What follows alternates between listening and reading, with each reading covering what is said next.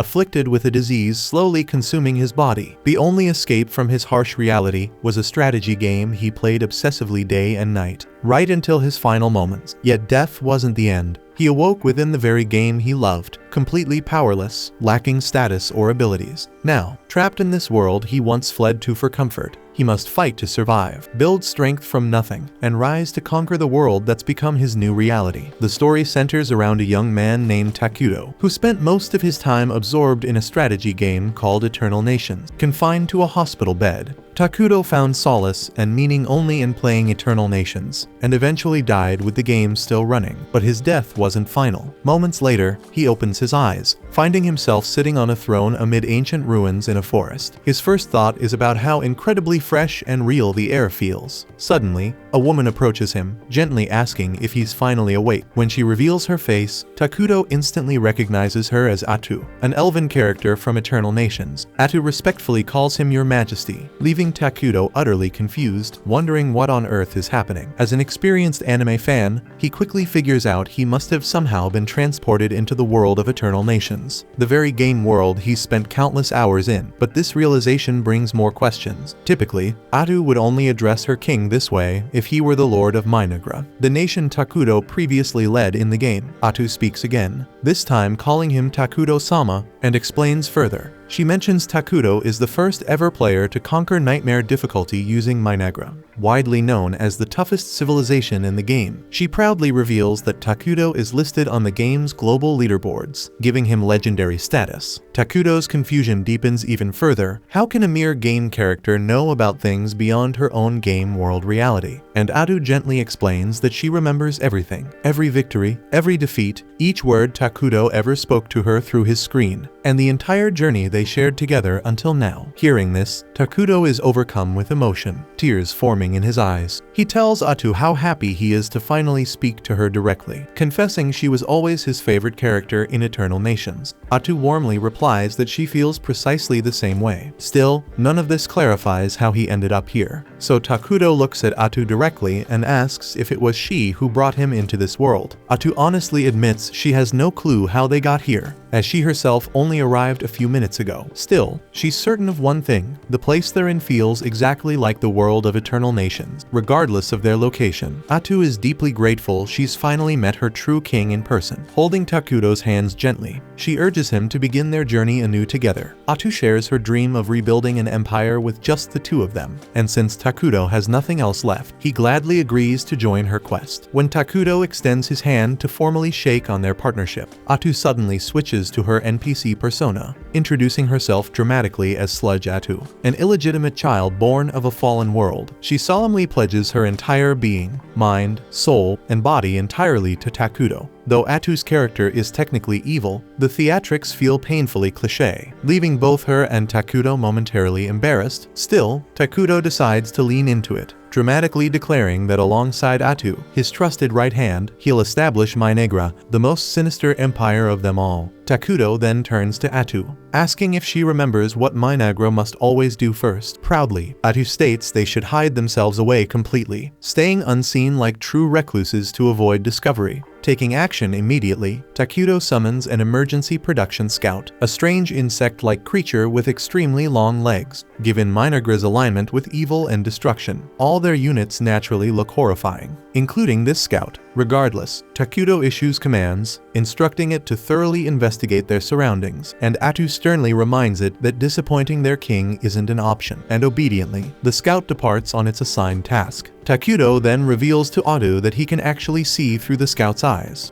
confirming to both of them that the world indeed works just like the game. He briefly explains to Atu how summoning works here. His current total magic power is at 200 MP, and creating the scout consumed 100 MP. Takuto carefully considers his options for spending his remaining magic points. Building a base would cost only 20 MP, but he also wonders if he should prioritize defense by summoning a warrior. Unfortunately, doing so would consume more power than he currently possesses. In Eternal Nations, Atu is classified as a hero character, making her particularly powerful in combat. But since their new journey has barely begun, Atu's current strength level remains only at level 3, which is quite low. Anyway, thanks to the scout's reconnaissance, Takuto gains a clear picture of their surroundings, which primarily consists of endless forest. So this setting proves an ideal location for establishing Minagra's base, though Atu finds it unsettling that there's absolutely no wildlife or available food nearby. Realizing it would be too dangerous to relocate, Takuto instructs the scout to extend its search and explore an even wider perimeter. Atu then begins feeling downhearted, believing she's not contributing enough to assist her king. Seeing her discouraged expression, Takuto gently reassures her, saying that simply having her by his side is more than enough. Deeply touched by his sincere words, Atu instantly becomes even more devoted to him. Meanwhile, their scout soon discovers a campsite inhabited by a group of dark elves. Takuto hesitates, unsure what their next move should be because accidentally encroaching on another group's territory could cause serious problems, so he figures it's best for them to lay low for now. Atu suggests optimistically that if things do take a turn for the worse, they can simply escape together. Her encouragement boosts Takuto's confidence, so they decide to quietly observe the dark elves from a safe distance and find out what they're doing here. But suddenly, 3 dark elves stumble directly into them, catching both Takuto and Atu off guard. Takuto freezes in surprise, realizing the dark elves he'd planned to carefully avoid, those same elves he was prepared to flee from if they ever crossed paths, are now standing right in front of them. Both he and Atu remain unsure about how the encounter will turn out, but recognizing the importance of staying calm in situations like this, they manage to maintain their composure. At the same time, the Dark Elves have no intention of harming anyone. They explain that they've recently been driven from the city they once called home and have desperately led their people into the forest to seek safety. And after a difficult journey, they've managed to set up a temporary shelter in this cursed land. However, with no food available, they're in a desperate situation, knowing their children will starve without supplies. Captain Nagi, leader of the Dark Elves, is currently exploring this bleak forest alongside his soldiers, increasingly worried their journey might have been completely futile since the area seems utterly lifeless. Several of Nagi's men start complaining bitterly, arguing it might have been better if they just stayed and died back in the city, rather than starving out here. They recall grim stories about the forest being cursed by a mysterious man, a place where neither life nor love can ever flourish. Nagi quickly warns them against losing hope, reminding his people that if they falter now, their children waiting anxiously back at camp won't have any chance at all. He firmly reminds them their kids still have faith in them, and that turning back empty-handed simply isn't an option. Still, as Nagi continues forward, he can't help but reflect on his soldiers' grim words. Deep down, he knows they're not wrong. The chances of survival here seem impossibly slim, but as their leader, he can't afford to show fear or give up because his people depend on him to guide them safely through this crisis. Walking deeper into the woods, Nagi suddenly senses the presence of Takuto and Atu. A wave of dread rushes through him, afraid that these unknown entities might attack without mercy and wipe out his entire team. Whatever choice he makes next could determine the fate of his people, so Nagi steels himself, deciding to approach diplomatically. When Nagi finally reaches them, he's taken aback by Takuto's shadowy, spirit-like appearance, though Atu seems relatively normal. Without hesitation, Nagi immediately drops to his knees, prompting his followers to do the same. Then, with a voice full of humility, he apologizes for entering their territory uninvited. Atu, glaring coldly at Nagi, sharply questions him, demanding to know why he would trespass despite knowing it was forbidden. Nagi nervously explains their desperate circumstances, how their people were banished without warning, forced to flee their city without supplies, the exhausting journey,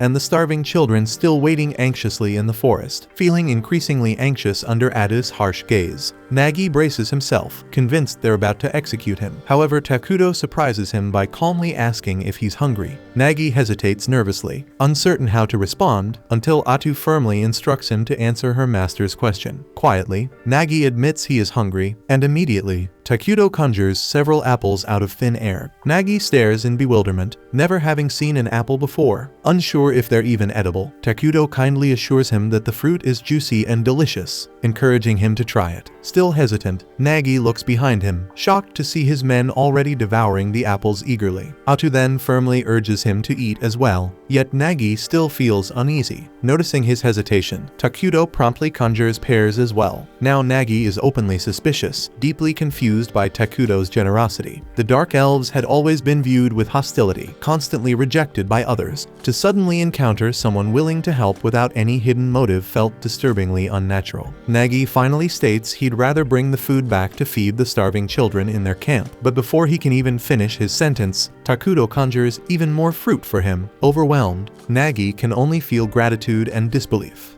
Meanwhile, back at the camp, the Dark Elf children lie weak and exhausted, silently praying for rescue. Suddenly, they catch a familiar scent in the air. Their prayers are answered because Nagi and his soldiers have returned, bringing with them more food than they've ever seen. Nagi joyfully tells everyone to prepare for a feast, and soon they're all eagerly eating, and the starving children quickly regain their strength. One of the elves then curiously asks Nagi where he got all the food, but Nagi avoids giving details. Instead, he simply tells them fate finally smiled upon them. Yet deep in his heart, he remains haunted by the memory of the mysterious, intimidating figure he encountered in the forest. After the meal, everyone falls into a peaceful sleep, except for Nagi, who remains awake, staring thoughtfully into the fire. As he stands watch, Elder Molter approaches quietly, gently pulling Nagi out of his deep contemplation. Molter expresses gratitude for Nagi's efforts, but mentions that the fruit tasted unlike anything he's ever known, even after living 200 years. Nagi nods, agreeing that the fruit definitely tasted strange.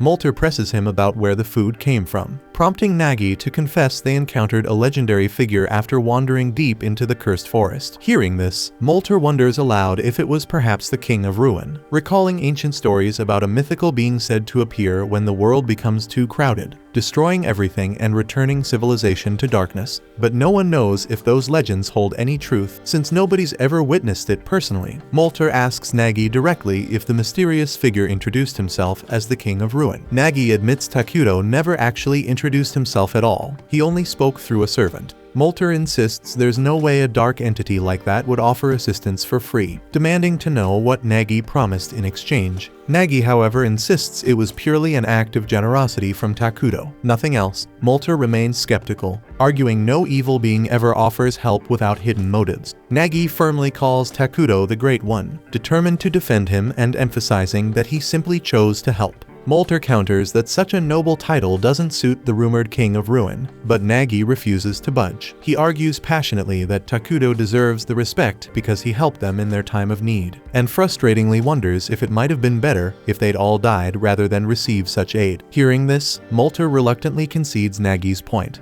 agreeing to handle negotiations personally when the time comes to repay their mysterious benefactor. Nagi gazes over at his sleeping people, silently questioning when they might finally rest without fear. At the same time, Atu is thoroughly upset with Takudo for wasting valuable mana by feeding total strangers. She sternly forces him onto his knees as he tries to explain he simply felt sorry for them. Atu can't believe his recklessness, reminding him sharply they don't yet know whether Minagra will be peaceful or brutal, or how many battles might lie ahead, so wasting mana like that could be dangerous. Realizing she might have gone too far scolding her own king, Atu quickly apologizes, but Takudo gently reassures her, reminding her they're partners and that he couldn't survive in this place without her by his side. He also admits feeling awkward around the Dark Elves, suggesting perhaps he's shy. Atu is surprised. She'd assumed Takudo was deliberately playing the role of a dignified king, communicating solely through her as his servant. The two laugh and tease each other playfully for a moment, until Takudo's summoned scout finally returns.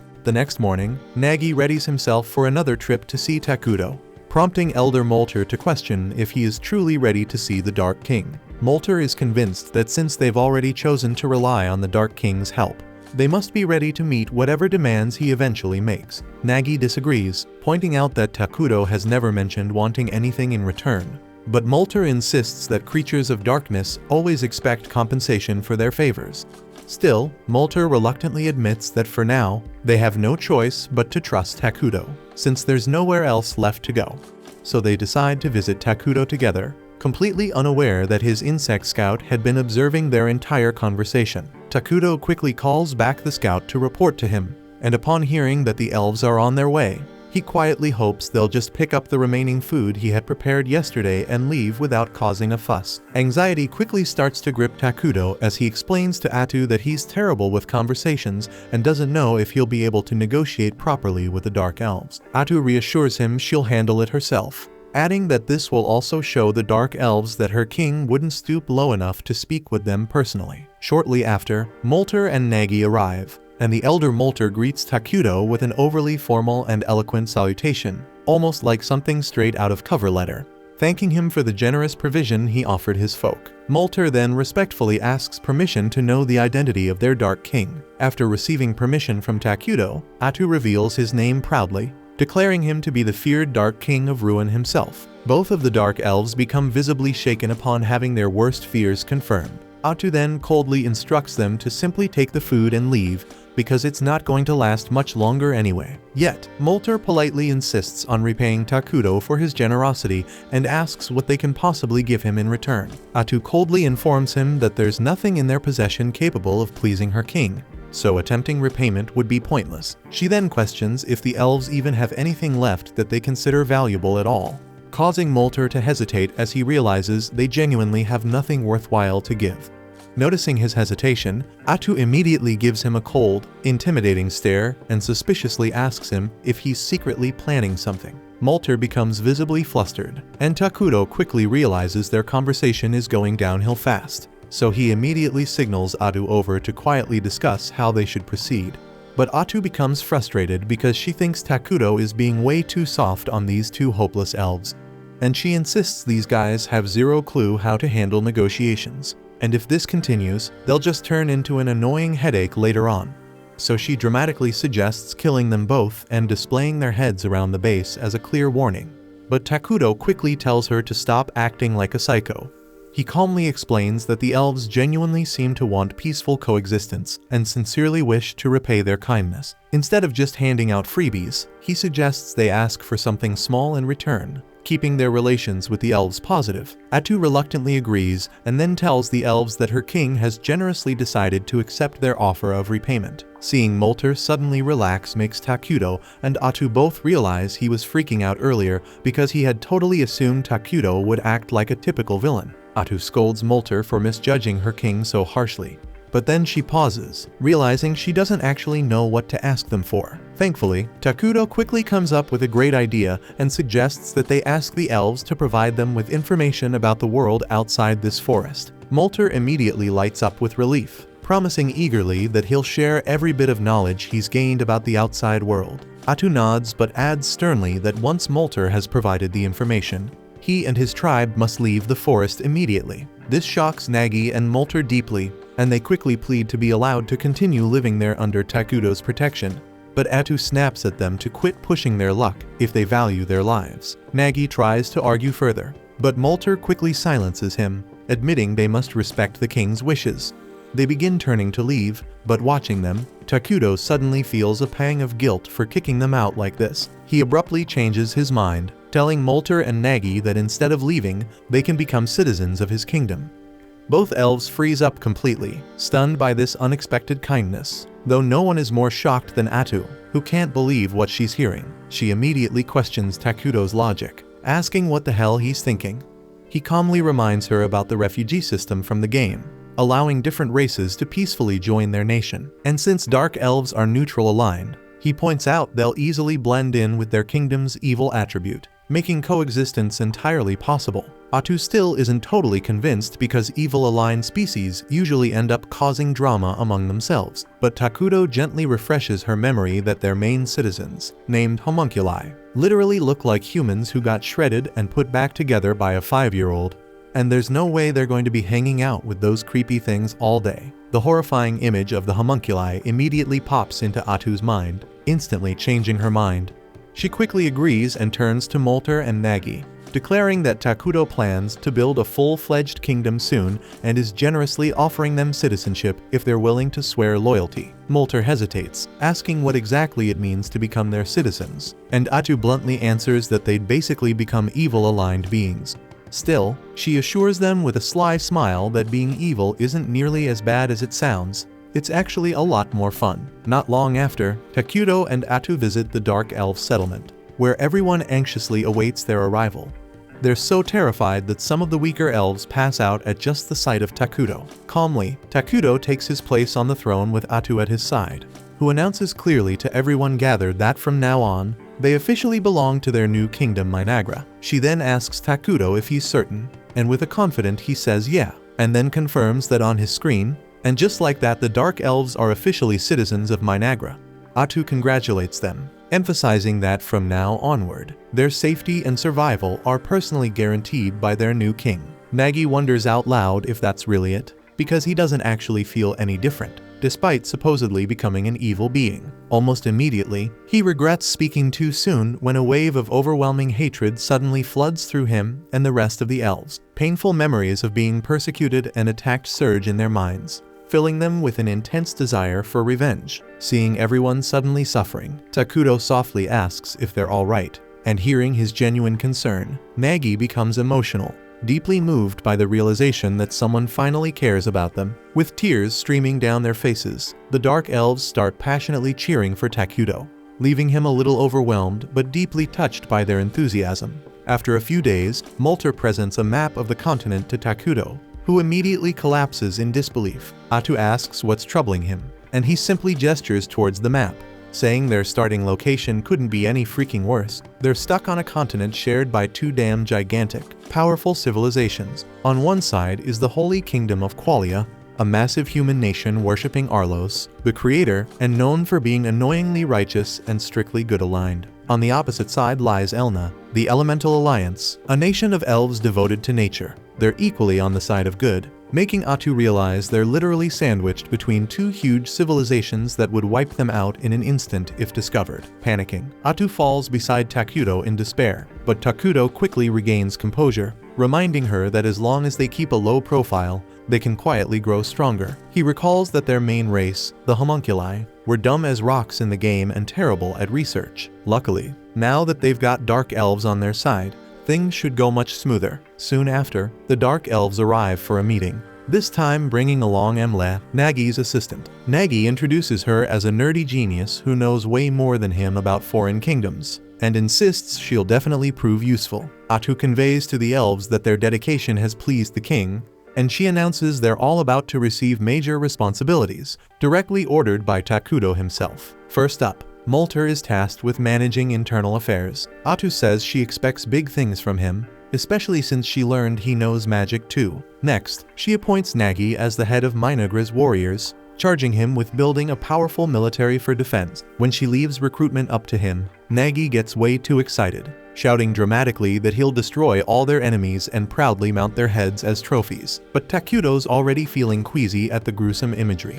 He quietly remarks that war is barbaric, and Atu clarifies for the confused Nagi that their king actually prefers peace, so he needs to chill out with the killing talk. This just confuses Nagi even more, who wonders what kind of dark king of ruin is into peace. Molter, seeing Nagi's confusion, sarcastically teases him and confidently states that, unlike Nagi who clearly has more muscles than brains, he himself will prove far more useful to Takudo. Nagi immediately takes it as a challenge, boasting loudly to Takudo that he's young and full of energy, ready to tirelessly serve the king without rest. Atu completely misunderstands their little competition as genuine dedication, mistaking them for workaholics instead of two idiots desperate for Big Evil Daddy's approval. She turns to Takudo, asking if they should send them on a resource-collecting mission, but Takudo suggests a better idea: beautifying the land and building proper homes. Atu immediately relays this to Molter, instructing him to gather timber for building, but to make sure he doesn't ruin the beauty of the forest. Molter eagerly agrees, boasting that Dark Elves were originally forest dwellers anyway, so he'll handle it perfectly. Takudo then adds that they should reforest the areas they clear, causing confusion among the elves who've never even heard the term before. Realizing this world might be more primitive than expected, Takudo cautiously asks if they're familiar with military magic or the 6 major elements. Molter replies that he's only heard of 4 major elements, while Emily admits she's never even seen military magic being used by any kingdom. Takudo and Atu exchange looks, realizing they've hit a jackpot. This world is even less advanced than they'd thought. giving them a huge advantage to leap ahead quickly once they implement advanced magical technology. Atu patiently explains that reforesting means rapidly regrowing new trees to replace ones they've cut down, using magic. The elves mention they do regrow trees naturally, but admit they never considered using magic to speed things up. Atu describes how reforesting employs the 6 major elements to rapidly grow new trees, then promptly credits this discovery to Takudo, even though it's a total lie. She starts glazing Takudo shamelessly, bragging about how he even created those special fruits the elves ate earlier, especially mentioning that grapes are her personal favorite. Emily excitedly confirms Atu's words, then says that she also planted some grape seeds, and they've actually started sprouting. Takudo himself is stunned by this revelation, not expecting earth-based fruits to grow so easily here. Suddenly inspired, he quickly tests his theory by magically creating a coin from earth. When it works, he's thrilled to realize he could potentially introduce advanced technologies like gunpowder, drastically accelerating the growth and superiority of his civilization compared to others. Elsewhere in the Holy Kingdom of Qualia, the situation was starting to escalate as well. Saint Selena led a unit of knights across the snowy foothills, fully committed to eliminating the dangerous beasts terrorizing nearby townlets. The moment a pack of goblins rushed into view, Selena calmly raised her staff, incinerating them instantly with her sacred fire. The holy blaze dissipated into the sky after obliterating the monsters, and gentle sunlight poured down onto the charred earth, prompting flowers to bloom in their place. Turning to his astonished knights, their captain proudly announced that Selena's divine power purged monsters of evil alignment, leaving behind blossoming flower fields, and it was her ability alone that had allowed them to maintain such strong diplomatic ties with the elves. Following the brief skirmish, Selena confronted the cardinal, urging him to send paladins southward, warning that she'd recently sensed an ominous disturbance within the cursed forest, but the cardinal flatly refused, claiming the cursed forest sat at the far edge of the continent, and deploying paladins there would require special authorization from those above him. Unfazed, Selena firmly warned him that she would personally handle the matter if no troops were sent. Initially, the cardinal tried pushing back, but quickly caved under her icy glare, promising instead to send whatever limited forces he could personally command. Meanwhile, back in their own domain, Takudo and Atu were focused on developing their newfound territory, beginning by constructing decent homes for the Dark Elves.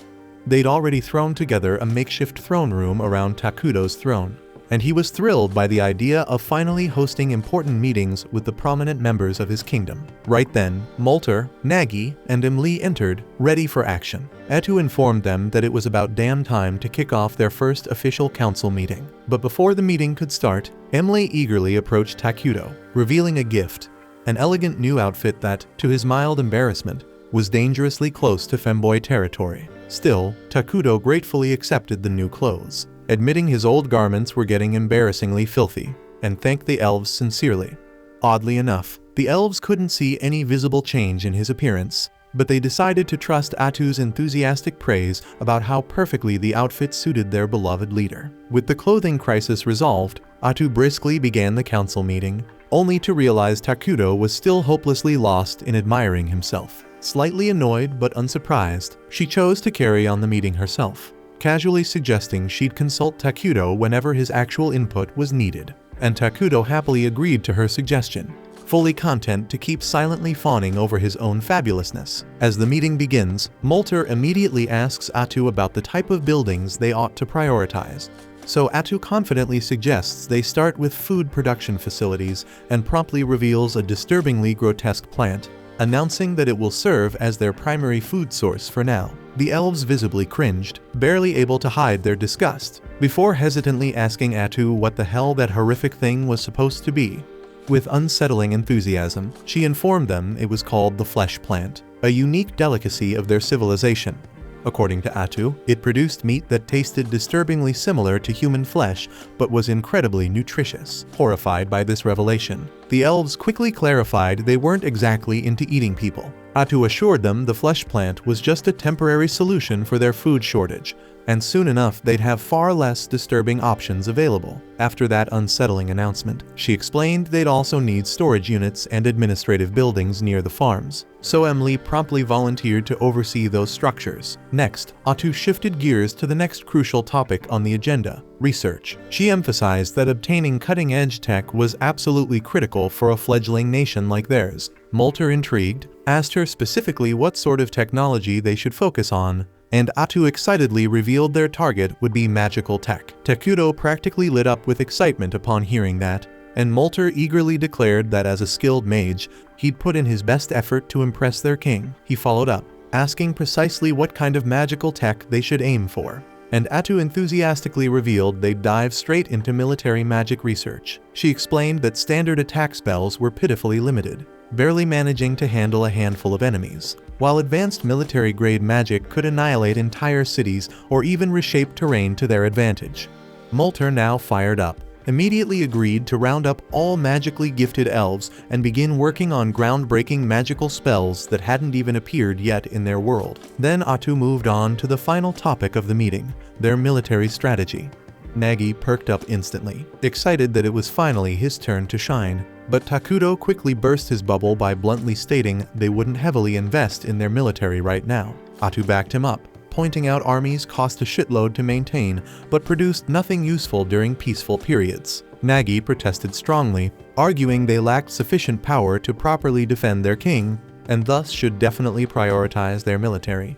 Molter also joined in, reminding them that both he and Nagi had massive bounties placed on their heads as Dark Elf leaders, meaning their kingdom might soon become a juicy target for enemies. Understanding their concerns, Takuto quickly came up with a smarter alternative: creating a hero to defend the kingdom. Atu immediately agreed, admitting heroes were expensive upfront but required zero upkeep, making them the perfect choice given their current situation. The elves stared blankly, clearly having zero clue what the hell a hero was even supposed to be. Atu quickly clarified that heroes were ridiculously powerful beings who served directly under the king. She explained that each hero had certain conditions that needed to be met before summoning them, but she confidently reassured them they'd be able to summon their first hero fairly soon. Takuto, pumped as ever, was already hyped up at the idea. He remembered that nearly everything in this world required mana, and a kingdom could only gather that mana directly from its own people. The happier the citizens were, the more mana they'd produce, and Takuto made a silent vow right there. He'd turn this kingdom into the happiest damn place on the entire planet. At the same time, far away in the holy kingdom of Qualia, a junior paladin named Lornius had just gotten the dubious honor of being selected for an investigation team heading straight into the notorious Cursed Forest. Accompanying him was a veteran paladin named Wordle, whose favorite pastime was clearly making Lornius's life a living hell with his constant teasing. Wordle immediately started bitching about the tiny size of their investigation unit, consisting of only 2 paladins and a handful of mercenaries. He grumbled loudly about how the church should seriously start taking Saint Selena's prophecies more seriously. Lornius cautiously agreed, though he was painfully aware nobody could predict what the higher-ups had planned. One thing he did know, though, was that if they managed to pull off this investigation, they'd receive huge rewards. But if things went south, his head would definitely be the first on the chopping block. Back in Minagra, Takuto strolled through the developing kingdom, inspecting the early stages of his civilization with a deep sense of nostalgia. It was a scene he'd witnessed thousands of times before, but always through a screen, never in person. This time, he was right in the thick of things. Emily eagerly gave him a detailed tour, proudly explaining that dark elves excelled at constructing treehouses. Although right now the housing project was crawling along since the elves had prioritized cultivating the flesh trees.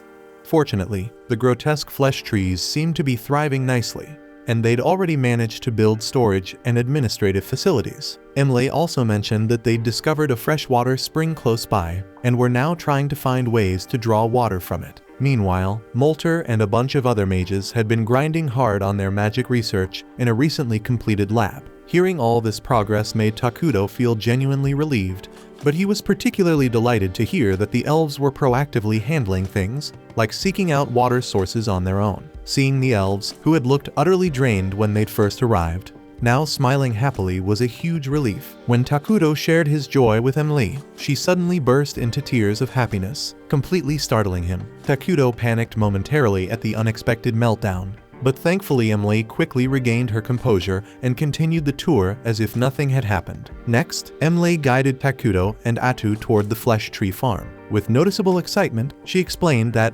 thanks to the tools Takuto had generously provided, they'd soon be able to enjoy their very first harvest. After that, Emily guided them toward the freshwater spring the elves had discovered earlier, but immediately noticed the vibe was totally different this time around. Instead of clear, sparkling water, it had turned murky and dark, leaving Emily visibly crushed, assuming it had become unusable. Before Atu could even explain why that wasn't the case, Molter and Nagi also arrived to check out the water.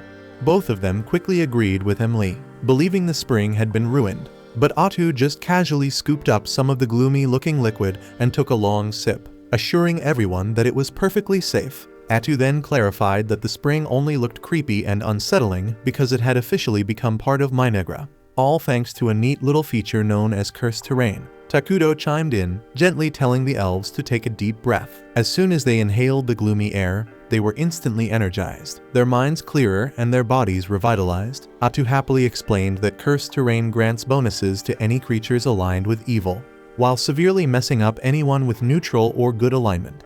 Since the Dark Elves were now officially part of Minegra, and therefore had evil alignment, the water posed no threat whatsoever. Nagi cautiously took a sip himself, confirming her words. Atu added that soon enough, the entire forest would transform into this sinister-looking cursed terrain. Regardless, Takuto immediately started worrying aloud, pointing out that cursed terrain stuck out like a sore thumb. Molter nodded gravely, agreeing that once the entire forest turned this ominous shade of creepy, they'd become easy targets for their enemies. Naturally, Nagi jumped at the chance to once again insist they desperately needed an army. But both Takuto and Atu reassured him again that their solution was to summon a hero. Molter, still clueless about what exactly a hero was, pressed for more explanation. Atu decided that a hands-on demonstration would be far more effective than another lecture. Without warning, Atu released a bunch of pitch-black tentacles from her back, effortlessly slicing through the nearby trees like they were toothpicks. Before revealing smugly that she herself was a hero, she casually mentioned that she only had about 1% of her full power available.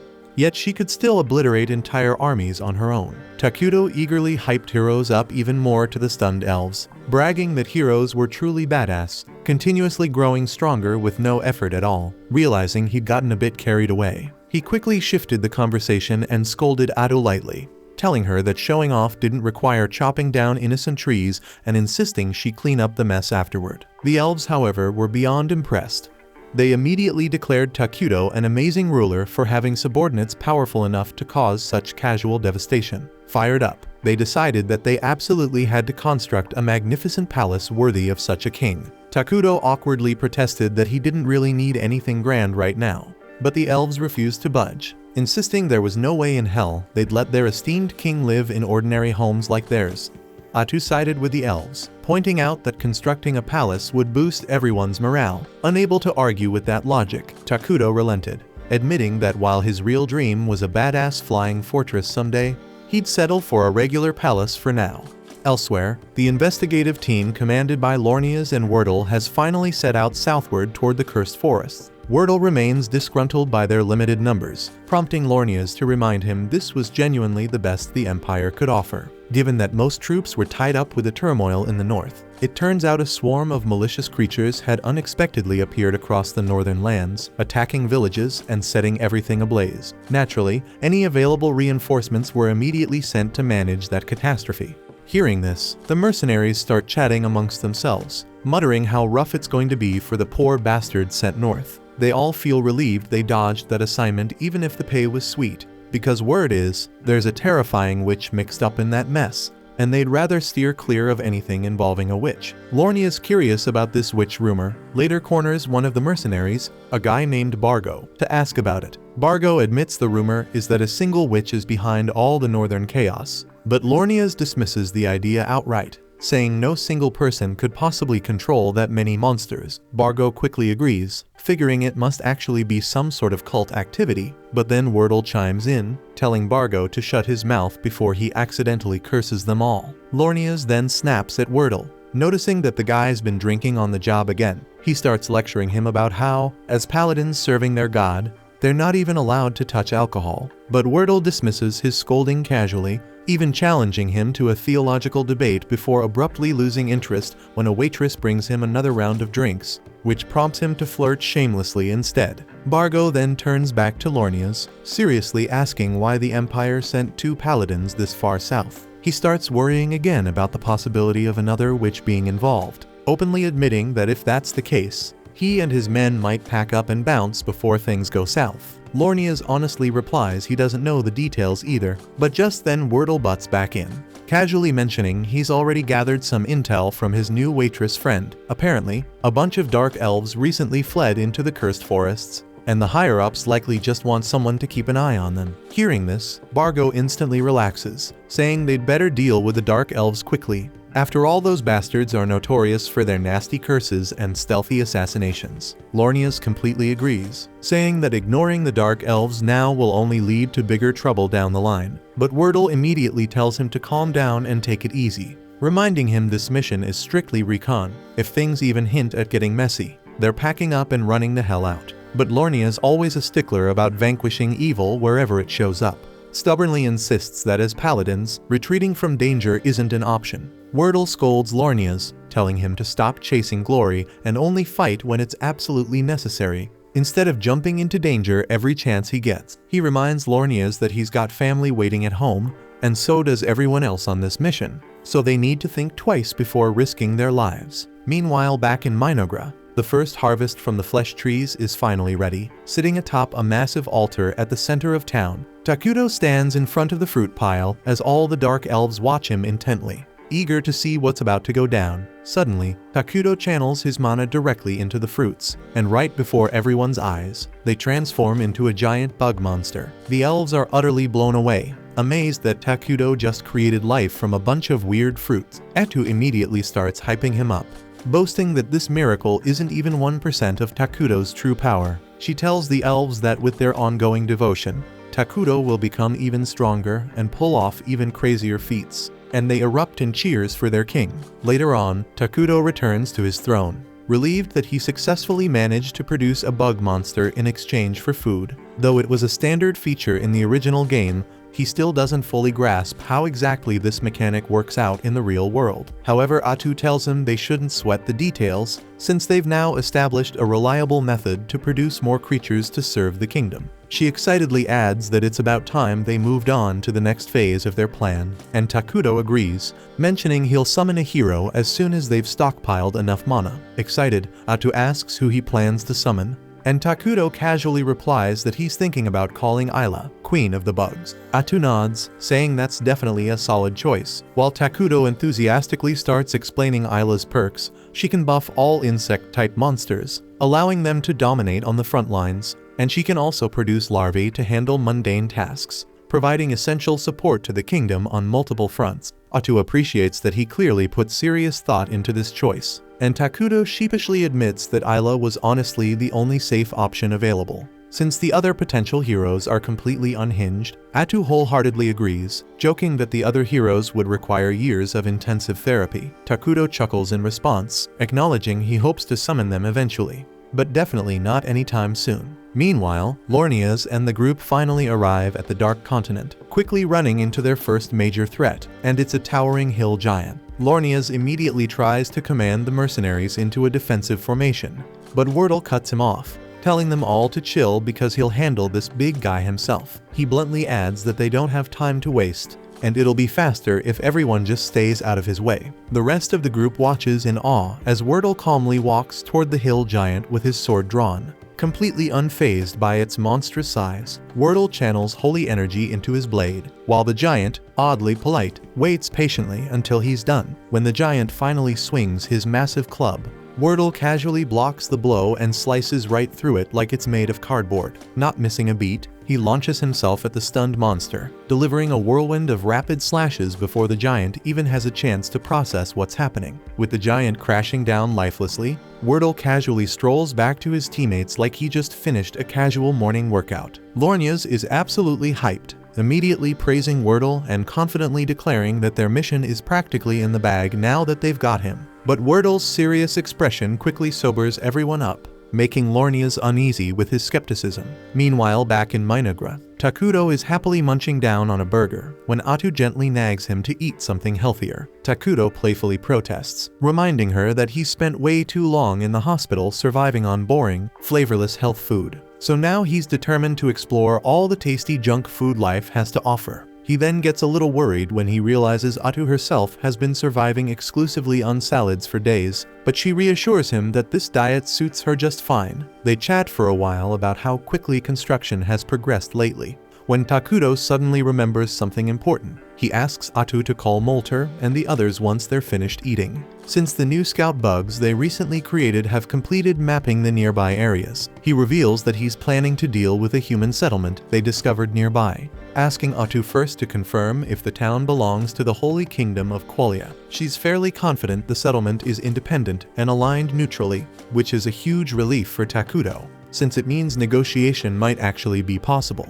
Takudo optimistically hopes nothing disastrous occurs during their interaction, and Atu jokes that he's definitely jinxing them by even mentioning it. Takudo laughs confidently, assuring her nothing crazy like that could happen. But of course, at that very moment, he receives an urgent message from one of the bugs. An armed group is heading directly toward their forest. Takudo instantly grows serious, instructing Atu that they should try resolving things peacefully if possible, but if push comes to shove, they better be prepared to throw down. At the same time, the armed group making their way into the forest is none other than Lornia's and Wordle's crew. As they push deeper, Wordle suddenly raises a hand, signaling everyone to stop because he sensed someone's presence approaching them. Sure enough, Atu emerges from the trees wearing dark clothes that completely conceal her identity. Wordle immediately demands she identify herself, and Atu calmly claims she's a dark elf who's found refuge here alongside her people because there's nowhere else safe for them to go.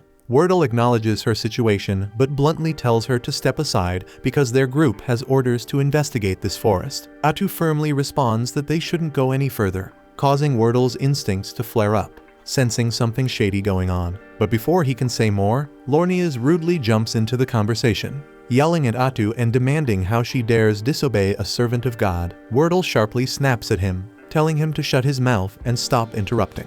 Lornias is visibly frustrated at being rebuked over such a trivial issue, but Wordle swiftly resumes his conversation with Atu, explaining they cannot turn back simply because she asks them to, then pointedly asks if there's something she's trying to hide within the forest. She insists there's nothing here but elves who simply wish to live peacefully and questions why he's so hell-bent on invading this godforsaken forest. After a moment of hesitation, Wordle sighs and finally reveals their reason. The Saintess recently had a vision of an immense evil hiding here, and thus he cannot return until he verifies this personally. The mercenaries gasp in shock, having been kept in the dark about such a critical detail. Lornias immediately starts flipping out, demanding to know how Wordle could casually spill classified information like it's some local gossip. Wordle snaps back at him again, shouting that sometimes secrets must be shared openly. But Lornias, furious and flustered, angrily retorts that even a high-ranking paladin like Wordle doesn't have the authority to reveal divine prophecies without permission from their superiors. However, Wordle politely asks Atu if they can at least take a quick look inside the forest. But suddenly, her attitude completely shifts as she bluntly tells them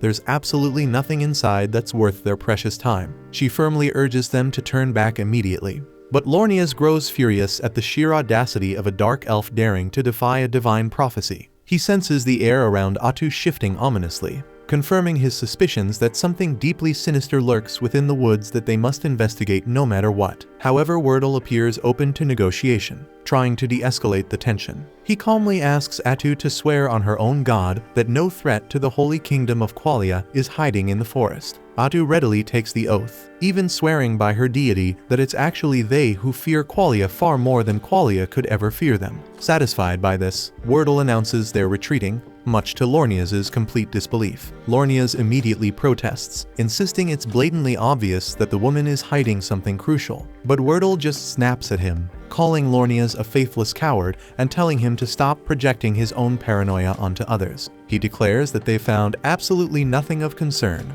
officially ending their investigation. With that, Wordle begins walking away confidently, but Lornias has finally reached his boiling point, refusing to let Wordle make another reckless decision. He sternly informs Wordle that he's officially revoking his authority as a high paladin for casually spilling a divine prophecy to an enemy and abandoning his sacred duties. He swiftly orders the mercenaries to follow him deeper into the forest to uncover the evil hidden within. Bargo quickly agrees, mostly because Lornius is the guy signing their paychecks. And there's no arguing with money. Atu desperately pleads with them one final time to stop, but Lornius coldly ignores her and commands his men to capture her immediately, even as Wordle shouts at him not to escalate the situation further. Ado lets out a weary sigh, sadly acknowledging that peaceful negotiations have collapsed into utter failure. Seconds later, the mercenaries suddenly find themselves skewered on Atu's spikes, transformed into human kebabs before they can even blink. Lornius himself was knocked out,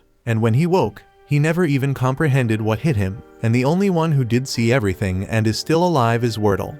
And he shouts at Lornius that they're dealing with an actual freaking witch. Atu then calmly sheds her disguise, remarking regretfully how unfortunate it was that peaceful talks had to end so violently. Apparently, a few more of those jerks are still kicking, prompting Wordle to immediately shout for somebody to hurry back and alert the kingdom about this nightmare. But Bargo quickly dismisses that idea, pointing out that every messenger they had now becomes pierced like a shish kebab. Besides, the remaining mercenaries are nowhere near fast enough to escape, especially with Atu currently busy skewering anyone who tries to leave. With zero options left, Wordle tells everyone to grab their damn weapons, because now they've got no choice but to fight. He commands the mercenaries to unload everything they've got, so they fire a volley of arrows, but Atu effortlessly deflects them all like she's brushing lint off her coat. Wordle curses his luck, knowing full well that the absolute last person he wanted to go up against was Atu, and funny enough, she's just as annoyed to be dealing with him. She makes it painfully clear this entire situation is Lornius's fault,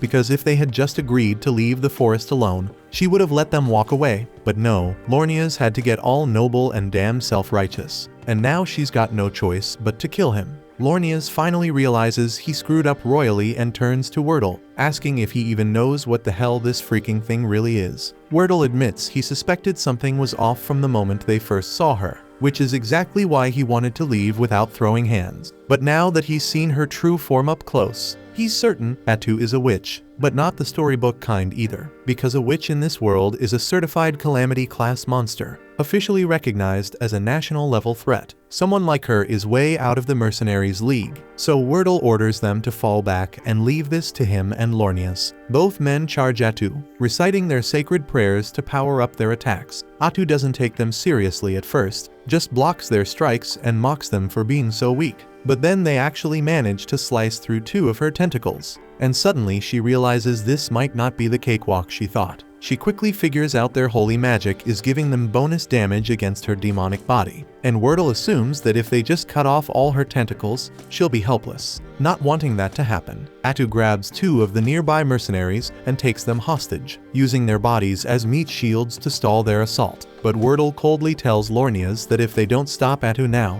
she could eventually turn her wrath toward Qualia, and for the sake of the entire nation, sacrifices have to be made. Lornius hates the idea, but he grits his teeth and agrees. With zero hesitation, both men charge forward again, slicing through the hostages and Atu's final 2 tentacles in one clean, ruthless strike. Atu's honestly surprised they had the balls to slice through their own allies like that, and for a brief moment, it even looks like she might actually be in trouble. But no, because this whole thing has just been a damn joke to her. 1 second later, a fresh wave of tentacles erupts from the ground like weeds on steroids, and Wordle is instantly skewered multiple times like a pincushion. With blood pouring from his wounds, Wordle uses his final breath to shout for Lornius to get the hell out of here. But that makes Atu annoyed, so she silences him for good with a tentacle straight through the skull. Lornius is frozen in disbelief, absolutely rattled, because he was certain they'd chopped off all of Atu's tentacles, which they did. But Atu never once said she couldn't grow more. In fact, she's been able to summon an unlimited number this entire time.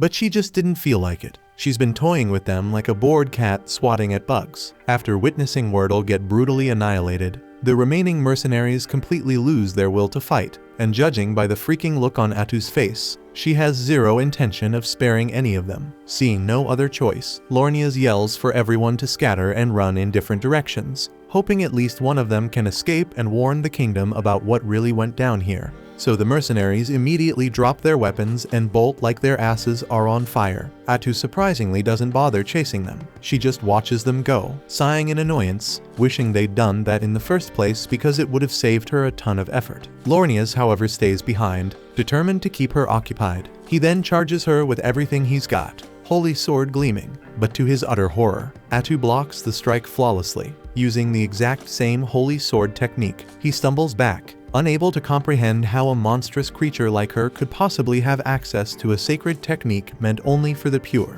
Normally, that would have been impossible, but Atu coolly explains that when she killed Wordle, she absorbed all of his experience and sword skills. Every ounce of training, every technique, now hers. With a grin, she begins attacking Lornias using Wordle's own moves, mocking him as she does. She even praises Wordle, saying he was truly worthy of being called elite. But sadly, he died because Lornias couldn't keep his damn mouth shut. Then she leans in, taunting him, asking if he ever thought about making it home to his wife and daughter. That's when the blood drains from Lornias' face because he never said a word about his family. That's when it hits him. She didn't just take Wordle's skills, she took his damn memories too. And if Odo can do that, then every kill just makes her even more terrifying. She then casually asks Lornias if he's curious about Wordle's final thoughts before she finished him off. Turns out, unlike a selfish bastard like Lornias, Wordle was genuinely concerned for the lives of his men right up until his last breath. Lornias desperately tries defending himself, saying the other mercenaries have already fled to report back to the kingdom, claiming their mission wasn't a complete disaster. But Atu just chuckles coldly, calmly telling him all those mercenaries are already dead. She admits she wasn't in the mood to chase them herself, but that didn't mean she'd just let them run off. Besides, she never said she was alone. She'd already ordered her dark elves to hunt down every single merc who tried to escape, and now they're nothing but corpses in the dirt. Lornias is hit by a wave of despair, realizing he's the last one standing. Driven by panic, he takes one final, pathetic swing at Atu's head, and she savors every bit of his agony. Within seconds, she's effortlessly subdued him, but instead of ending him right away, Atu cruelly twists the knife, vividly describing how things could have turned out if he just listened to Wordle. They would have all safely returned home, and Lornias would have seen his wife and daughter again, spending the rest of his life happily oblivious to any horrors lurking in the forest. But no, Lornias had to play hero. So now she's going to kill him, and then she's gonna hunt down his family too, just because she can. Atu reveals she can easily pluck the image of his wife and daughter right from his memories, names, faces, address, everything.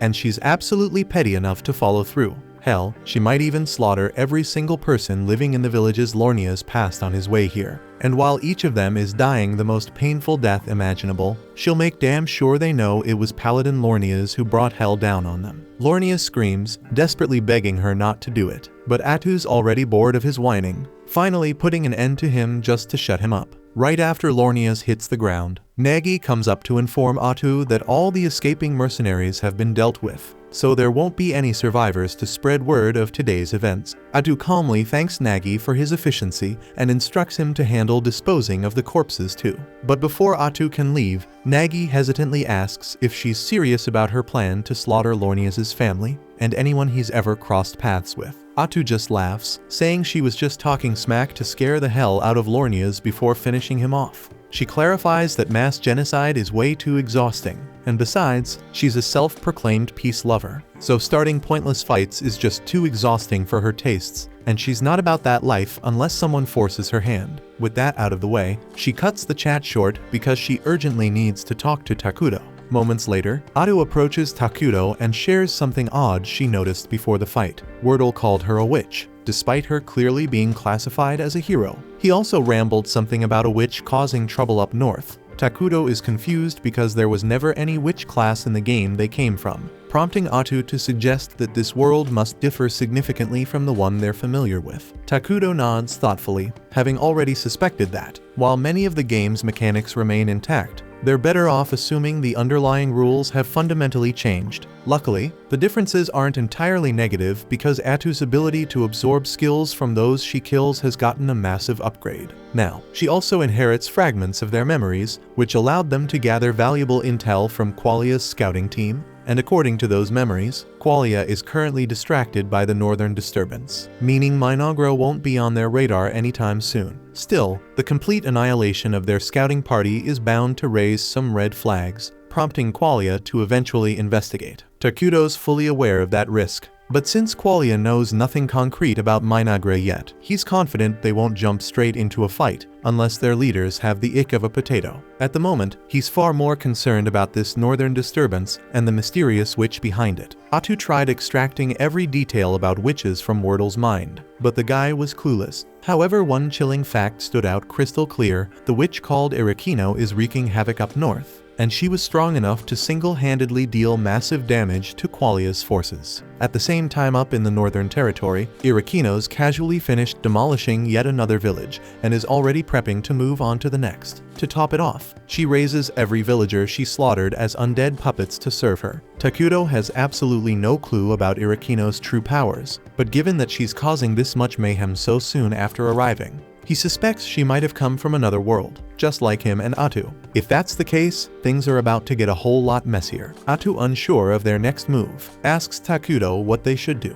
Judging by the sheer carnage Irakino's caused, she's clearly evil-aligned, which theoretically means they might vibe with her. Atu wonders if maybe they should reach out and see if they can form some kind of alliance, but Takuto immediately shoots that idea down because they have zero intel on what Irakino's personality is like. Atu is frustrated that things had to spiral out of control right when Minagre was finally hitting its stride. Takuto reassures her that Irakino's still far away in the north, meaning she's not their immediate headache. Still, these threats have shown that Minagre desperately needs stronger defenses, so Takuto decides he's gotta summon another hero and fast. Initially, he had planned to choose Ayla, but considering recent developments, he'll probably have to go for a more combat-oriented option. Plus, his original strategy of staying hidden might need rethinking, especially with unpredictable threats like Irakino popping up, so they'll need a legit alliance soon, and Qualia is obviously out of the question after Atu brutally wiped out their paladins. But the nation to the east looks promising. They're neutral, haven't interacted with Minagre yet, and seem like potential ally material, so once the palace construction wraps up, Takuto plans on heading over there himself to size them up and see if teaming up is viable. At the same time, over in that very same eastern city, they're getting slammed by a barbarian attack. Fortunately, their badass staff wielder annihilates the attackers effortlessly with a massive lightning strike. Citizens start cheering and praising her for protecting them, but she quickly reminds everyone it's way too early to celebrate, because there's clearly a lot more trouble on the horizon. Back in Minagre, Atu and Takuto finish up their discussion, and as she's about to head out, she pauses, awkwardly apologizing for getting a bit carried away with the paladin earlier. She knows Takuto usually prefers avoiding unnecessary bloodshed, but Takuto just gives her a blank stare, calmly asks her why on earth she thinks he'd be bothered by that. That's when it hits her. Takuto might seem gentle, but at the end of the day, he's literally the physical embodiment of evil, so there's not much violence in this world that's gonna bother him. Soon after, construction on Takuto's castle is finally completed, marking what feels like the first big milestone in the rise of his domain. The sight makes his heart leap. After all, having a grand residence has been a quiet dream of his for years, so Atu smiles proudly and vows that one day the castle will soar high enough to pierce the sky. But then all the talk about halls and courtyards prompts her to notice an awkward detail. Despite being the monarch, Takuto doesn't have a single personal attendant. He's never given it much thought, but Atu points out that a ruler without at least one aide looks strange. She then asks him what kind of servant he'd prefer so she can begin searching for a suitable candidate.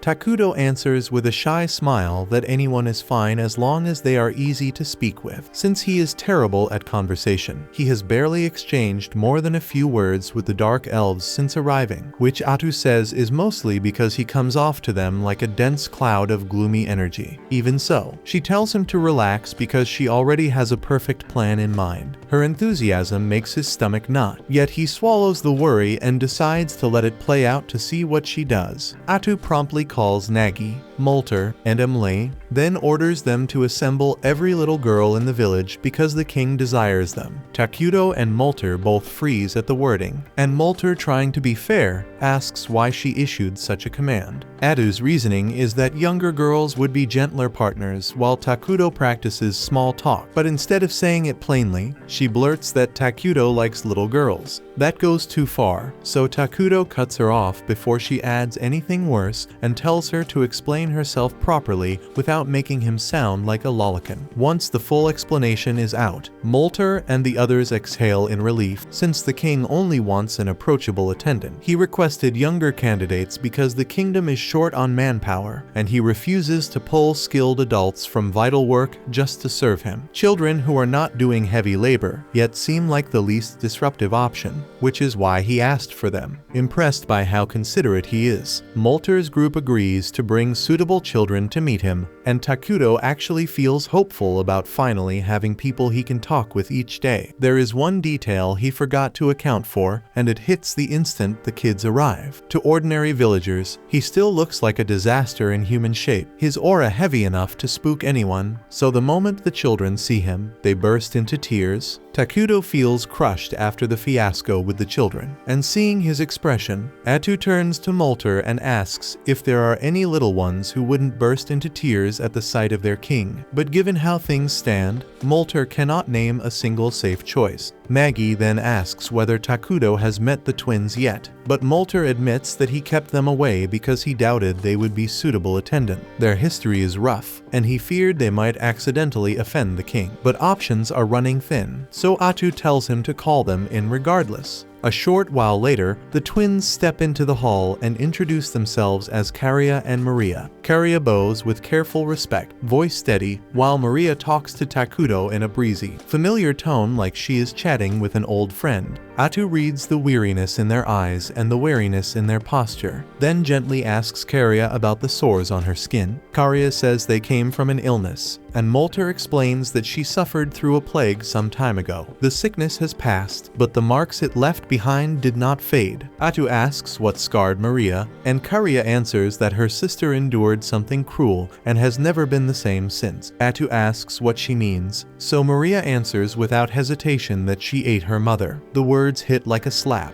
far worse than Atu expected, so she turns to Molter for an explanation. He says he is not proud of what happened, but in that moment it was the only path left, and the Dark Elf tribe still honors the sacrifice that Karia and Maria's mother made for them. Hearing that, Takuto remembers the long exile across brutal ground after the elves were driven out. In marches like that, hunger becomes a tyrant, and sometimes survival demands impossible choices, and the thought leaves his chest so tight. Being forced to eat her own mother cracked Maria's view of the world. The small grace is that she shows no fear of Takuto at all, though Atu is uncertain she would make a stable attendant. But while Atu weighs the idea, Maria pads over to the throne, standing close. She peers up and says he looks white to her. Takuto blinks at that, surprised since almost everyone else describes him like walking darkness. But Maria sees something different. With a smile, he asks if she would be willing to serve as his attendant and look after him, and Maria nods and says she will try her best. So Takuto formally appoints her as his servant, and also as a candidate for leadership within the Great Minagra. Atu is astonished because that is the longest back and forth Takuto has ever managed with anyone besides her. But despite Maria seeming willing, Karia has barely spoken, so Takuto gently asks for her thoughts on the offer. Karia says that as Maria's younger sister, she is duty-bound to stay at her side, and if Maria wishes to serve as Takuto's attendant, then Karia will stand with her and do the same. The answer makes Takuto visibly happy, and he tells them that starting today, they are responsible for looking after him, while Nagi and Molter trade uneasy looks at the choice. When the others file out, Molter approaches the throne and says there is something he must share about the twins. Since the day their mother died, they have not been able to feel even the smallest emotion, as if their hearts shut tight to survive. Keeping them as attendants will bring its own set of problems. Yet Molter asks that Takuto meet those challenges with patience and tolerance until the girls slowly open up again. The next morning, Maria and Karia begin their official service, and the hiccups start right away. Maria walks in with a glass of water, catches her own toes, and splashes the whole thing on Takuto. Karia quickly offers a cloth, apologizing for her sister's slip, because this is not the only time something like this shit has happened. But Takuto calmly says it is fine and that he is not angry.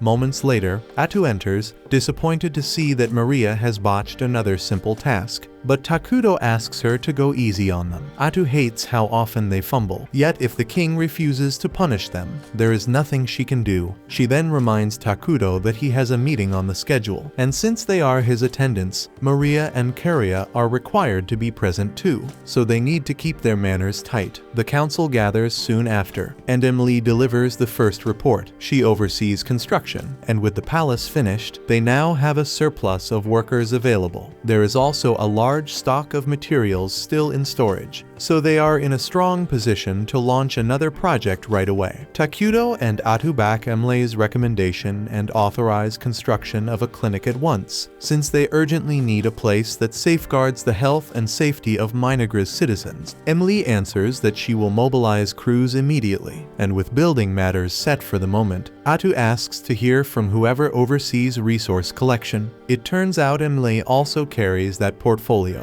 which means they will likely need to expand staff soon. She reports that gathering food and raw materials is proceeding smoothly, and thanks to Takuto's assistance, they have been securing daily necessities the nation cannot produce on its own. However, that method burns through a great deal of Takuto's mana, so alternative supply routes must be found soon. Because leaning on emergency production, this often is not perfect, but for now it is a critical cost. Takuto answers without hesitation that they can keep leaning on him, then adds that they must prioritize buildings and research that raise his mana output so the burden eases over time. Atu then thanks Emily for the grind and moves the agenda to magic research. Molter rises to deliver his report, and he has successfully devised military magic, but at the moment, he alone can wield it. But with enough practice, he is confident his subordinates will learn to do the same, and they may even be able to cast stronger spells by tapping the palace's supply of ruined mana. But since Takuto has made it clear he does not intend to start wars, opportunities to use that power should be rare. But for now, Atu instructs Molter to concentrate on the 6 major elements in the magic skill tree, because those branches will best support national development. Then, Atu asks Nagi for the army update, and he reports that their forces currently field 5 scout bugs, and most of their time has gone into mapping the unknown reaches of the accursed land. The terrain outside the forest is largely open plains, which lets them probe that region with a lower chance of being seen. Even so, stealth remains a top priority for Minagra right now, so the scouts are operating under strict limits on how far and how boldly they can range. Atu says it is fine, since they already have a thorough survey of the forest in hand, then tells Nagi to put the scouts on routine sweeps along the woodland perimeter. He asks if she truly wants every bug shifted to patrol duty, and she can read the worry about their current fighting strength. She answers that she alone can swat any threat that shows up, and on top of that, she and Takuto have already settled on creating a new hero, and Takuto adds that they will go ahead and summon Ayla after all. Takuto then asks whether all the prerequisites have been gathered, so Molter reports that timber and rations are stocked and ready, though the heavy mana cost is still an issue. After plenty of back and forth and a little compromise, the council wraps, and Takuto feels quietly proud of how well everyone is carrying their load. He then heads toward the throne chamber, papers in hand, when Maria bumps into him and sends the meeting documents skittering across the floor. Karia bows, apologizes for her sister, and hurries to help gather the pages, only for the two of them to tug the same sheet and tear it clean in half. They glance up,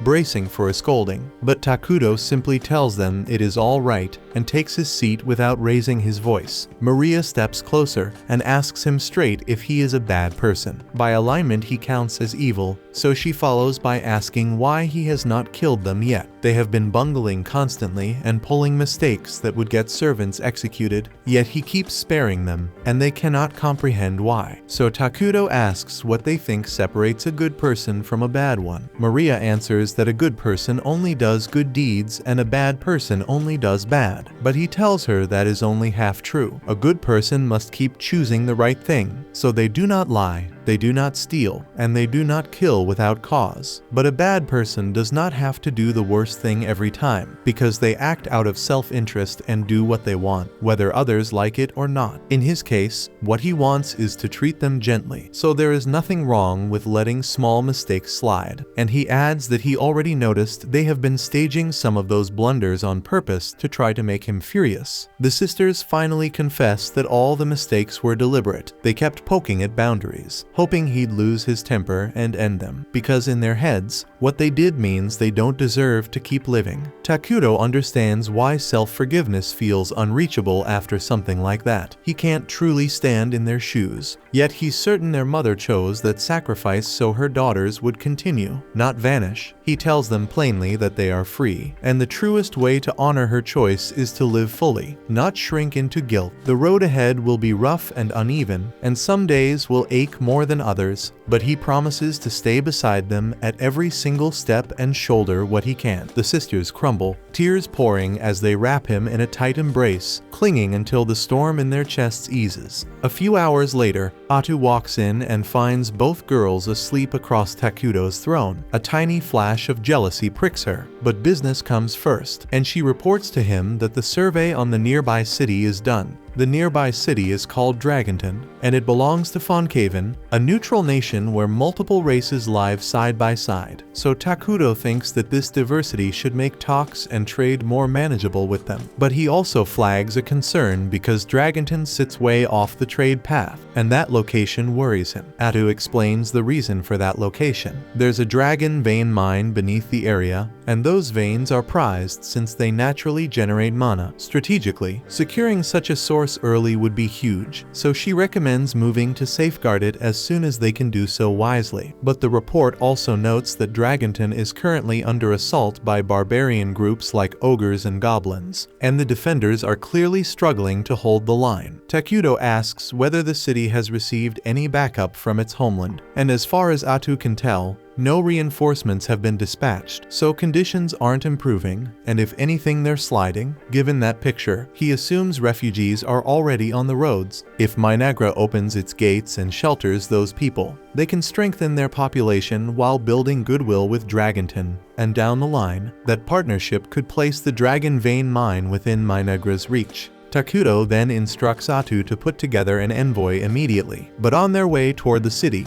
Atu's group encounters a squad of beastkin out in the wilderness, and the atmosphere turns tense fast. Their commander Tonakapali is shaken to her core by the sight of Atu and the others, because they're covered in a darkness so heavy it can actually be seen with the naked eye. Her men, already unnerved, are so frightened they're on the verge of lashing out in panic, and Tonakapali knows one wrong move could provoke disaster, so she's doing her best to steady her warriors before fear drives them into a fight they can't possibly survive.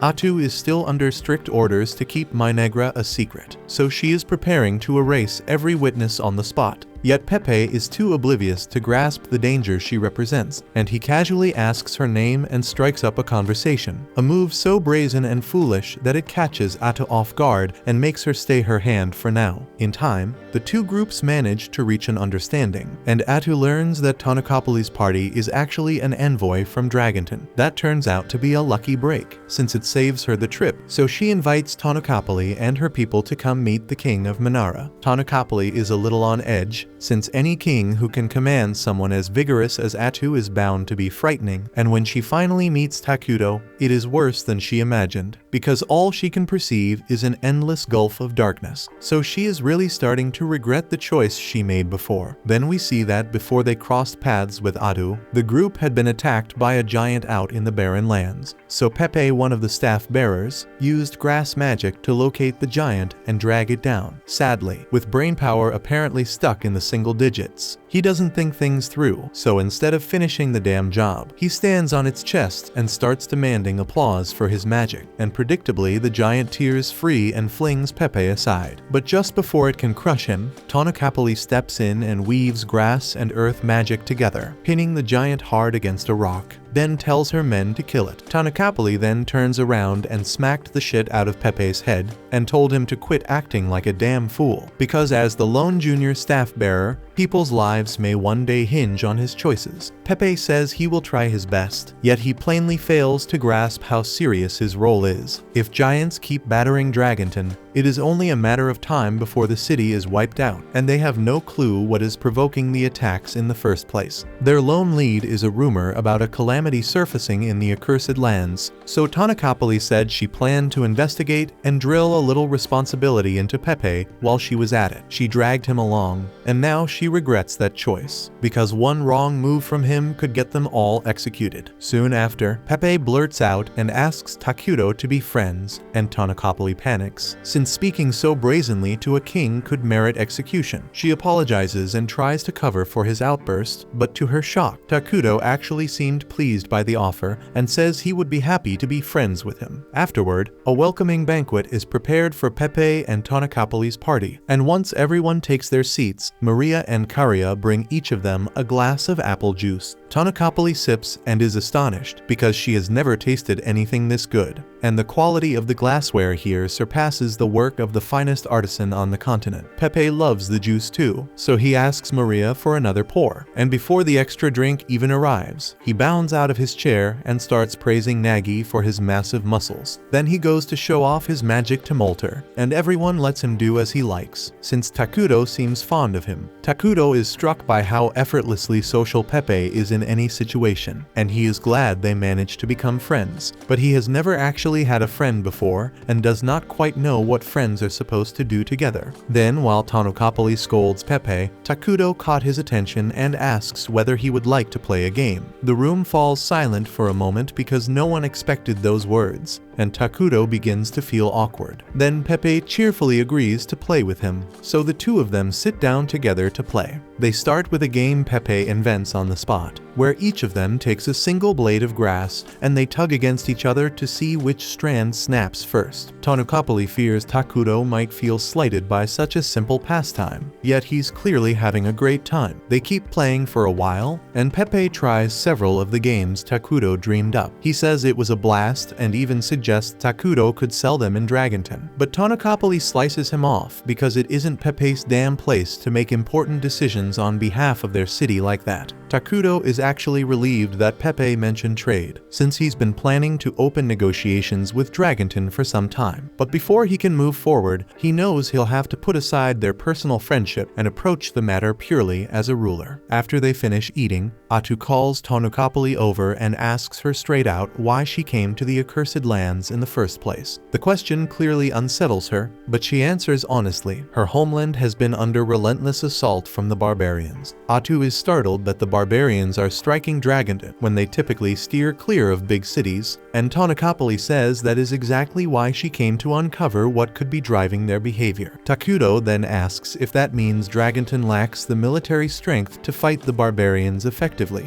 and Tanakapali's pulse jumps because if he learns how bad things are in Dragonton, Minagra might decide to overthrow them rather than negotiate. She lies and says Dragonton still has sufficient power to drive the barbarians off, while insisting their unusual movements demanded inquiry regardless. Her explanation convinces everyone that Dragonton can still handle itself, but then Pepe, bless his big mouth, blurts out that he's confused, since earlier Tanakapali told him they were here because Dragonton would be doomed if they don't learn why the barbarians are attacking. Atu can't help pitying Tanakapali for having to wrangle Pepe constantly, but she and Takudo make it plain that they have no designs on Dragonton, so she can relax. For the moment, their attention is fixed on internal rebuilding, so launching wars or swallowing neighbors isn't on the agenda. The barbarians, though, are a different matter, and that threat cannot simply be shrugged off, because if Dragonton were to collapse under the barbarians, Minagra sits next door and would be the next target, which makes the problem theirs too. Tanakapali is startled and asks if that means they're prepared to step in, because after overstretching to build a town by the dragon vein, Dragonton will topple if nothing changes. Atu turns to Takudo for the call, and he says he wants to stand by his friend, so he is willing to provide whatever aid is needed. Thrilled, Tanakapali still asks what he wants in return, since the idiot Pepe has already blurted how damn desperate Dragonton's situation is. Atu answers without ceremony that they want the dragon vein, and Tanakapali had prayed that it would not come up. yet in her current bind, she cannot refuse. Atu adds that there is no need to fret, since she and Takuto are fine with joint stewardship of the dragon vein with Dragonton. For now their mana demand is small, but they want the exclusive right to decide the vein's elemental conversion. That revelation stuns Tanakapali because Minagra already has the method to convert raw mana into elemental power, a milestone that would have taken Dragonton 10 more years. It becomes obvious that Minagra's society is well ahead of theirs, so an alliance would pay huge dividends. Even so, tradition says the call belongs to Pepe, and he may be a fool at times, yet as the youngest staff bearer, he is by extension the nation's future ruler. He also reads people well, so she asks if he wants to proceed with the alliance, and Pepe says he wants to be buddies with everyone in Minagra. And with that settled, the two realms make the alliance official. Not long after, Atu convenes a strategy session to lock in the terms with Dragonton. Minagra will ship a stream of consumables to their city, and in return, Dragonton will deliver metalware and everyday essentials. Molter welcomes the arrangement. Until now, they had leaned on Takuto to furnish those supplies, but the standout gain is direct access to the dragon vein. Credit also goes to Pepe, because if he hadn't blurted out Dragonton's true condition, Tanukapali's bluff confidence would have held, and diplomacy would have gone nowhere. In that case, Dragonton might have collapsed long before Minagra could lend any help. Takuto even wonders if Pepe is actually a fool, or if he nudged events on purpose to reach the best result. Switching topics, Atu says they need a plan for managing relations with Dragonton from here on. Maria and Karia trade puzzled looks and ask whether anyone actually knows what Dragonton is like as a country. They chased the negotiation so hard they forgot they have never set foot there, and real alliance maintenance means understanding an ally's culture and values. When Takuto was playing the game, forging friendship took a single tap, so it never occurred to him that keeping it now would demand sustained effort. Given the gaps, Atu proposes their first move be to scout the capital, Crescent Moon, even though it sits far from Minagra. However, a detailed look would take quite a while, so Takuto suggests postponing that for now, since the immediate priority is helping Dragonton repel the giant. Even so, Molter reminds them that visiting another nation isn't something you just do.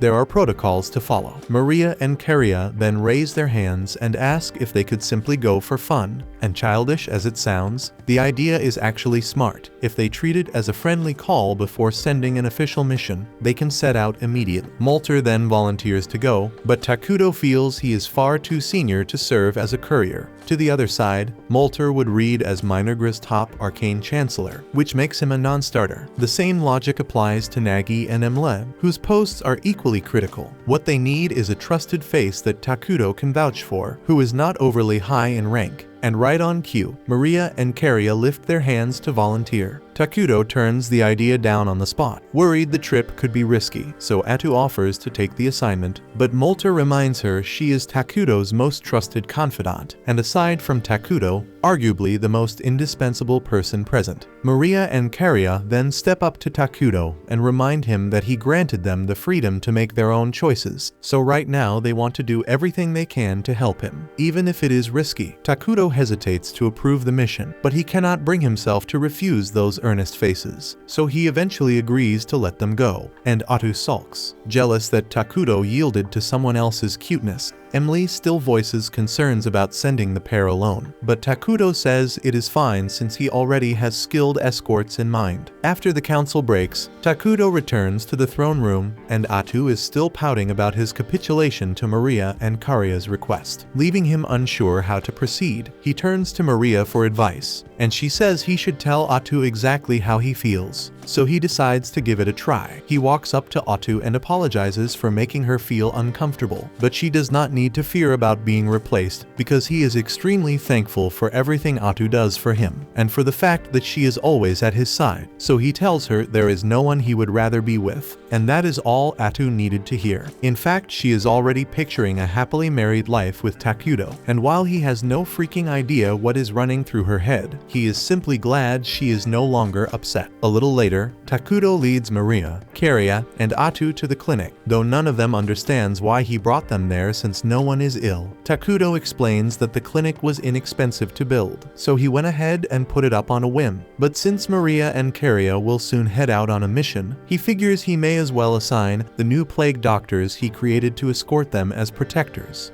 Takuto then stepped forward and opened the door, revealing the newly appointed medical personnel. He explained to Maria and Karia that these weren't just ordinary doctors. They were combat-trained medics capable of both treating injuries and defending the group if needed. Adu followed up by officially assigning the unit as their escorts for the journey to Dragonton. And in addition to ensuring their safety, the medics had a second objective: to observe local traditions and gather as much insight as possible about their way of life and the region's culture. The medics responded with eagerness, promising to integrate smoothly into human society and absorb as much knowledge as possible. Takuto, pleased by their energy, decided to reward their enthusiasm early. He announced their new names: Ikiro, Jiro, and Saburo. The three were thrilled to receive official titles and expressed their gratitude with excessive excitement, so much so that both Takuto and Atu began second-guessing whether they were the right picks for such an important job. Karia didn't seem too impressed either, but Maria is clearly enjoying the chaos and plays along with their over-the-top behavior. Elsewhere, deep within the city of Dragonton, the mayor, a high-strung elf named Antic, was reaching her breaking point after days buried under endless paperwork. She'd accepted the mayoral role hoping to escape the stiff politics of elven society and maybe find a decent guy to settle down with. Instead, she'd ended up with chronic back pain from sitting too long, a growing dependence on alcohol, and a crushing workload. And just to make things worse, she'd recently been informed that she was expected to collaborate with a mysterious group known as the Forces of Darkness, specifically some unknown nation called Minagra. Right as she was mid-rant, a knock came from her office door, making her jump. In her frustration, she snapped and told her assistant to leave her alone. Realizing she overreacted, she quickly composes herself and asks what's going on, and her assistant reports that some individuals were waiting to speak with her. Antic asked if they had an appointment, and they didn't, so she scoffed and said her time was far too important to waste on unannounced visitors. But when the assistant mentioned that the guests were representatives from Minagra, Antic immediately changed course. Understanding the weight of the visit, she sprang into action, prepared some tea, and headed off to meet Maria and Karia face to face. When Antic arrived at the designated meeting room, she presented herself as Dragonton's mayor and gave her guests a formal welcome. However, the three dark cloaked figures standing silently behind Maria and Karia immediately unsettled her because she hadn't expected them. She couldn't help but question what Tanokopoli had been thinking when arranging a deal with people like this. Still, it was her duty to handle the situation, so she composed herself, took a seat, and thanked them for making the long journey. Maria and Karia then introduced themselves as official envoys of Minagra, and Antic responded with polite compliments, acknowledging their manners. But beneath her composed expression, she was far more focused on the fact that they're dark elves, and that alone would have been enough to make her wary. She also found the trio standing behind them suspicious and silently guessed they were elite assassins. Still, she buried her doubts and continued the meeting with a friendly attitude. She apologized for not arranging a proper reception, explaining that their arrival was unexpected. But Maria and Karia assured her that it wasn't an issue. As Antic reflected, she remembered something Tanakapoli had mentioned before: two dark elf twins being personally trained by the king of Minagra, marked as future leaders. Now that they were sitting directly across from her, she felt her nerves spike. One wrong move, and she could be responsible for sabotaging Dragonton's diplomatic future. Trying to stay calm, she asked what brought the pair to her city. The question caught Karia off guard since their visit wasn't tied to any official mission, and she struggled to come up with a response. Before the silence grew awkward, Jiro stepped forward and explained that they had come at the invitation of staff-bearer Pepe, who had invited them for a visit. He clarified that this was a cultural exchange, more like students on a study tour,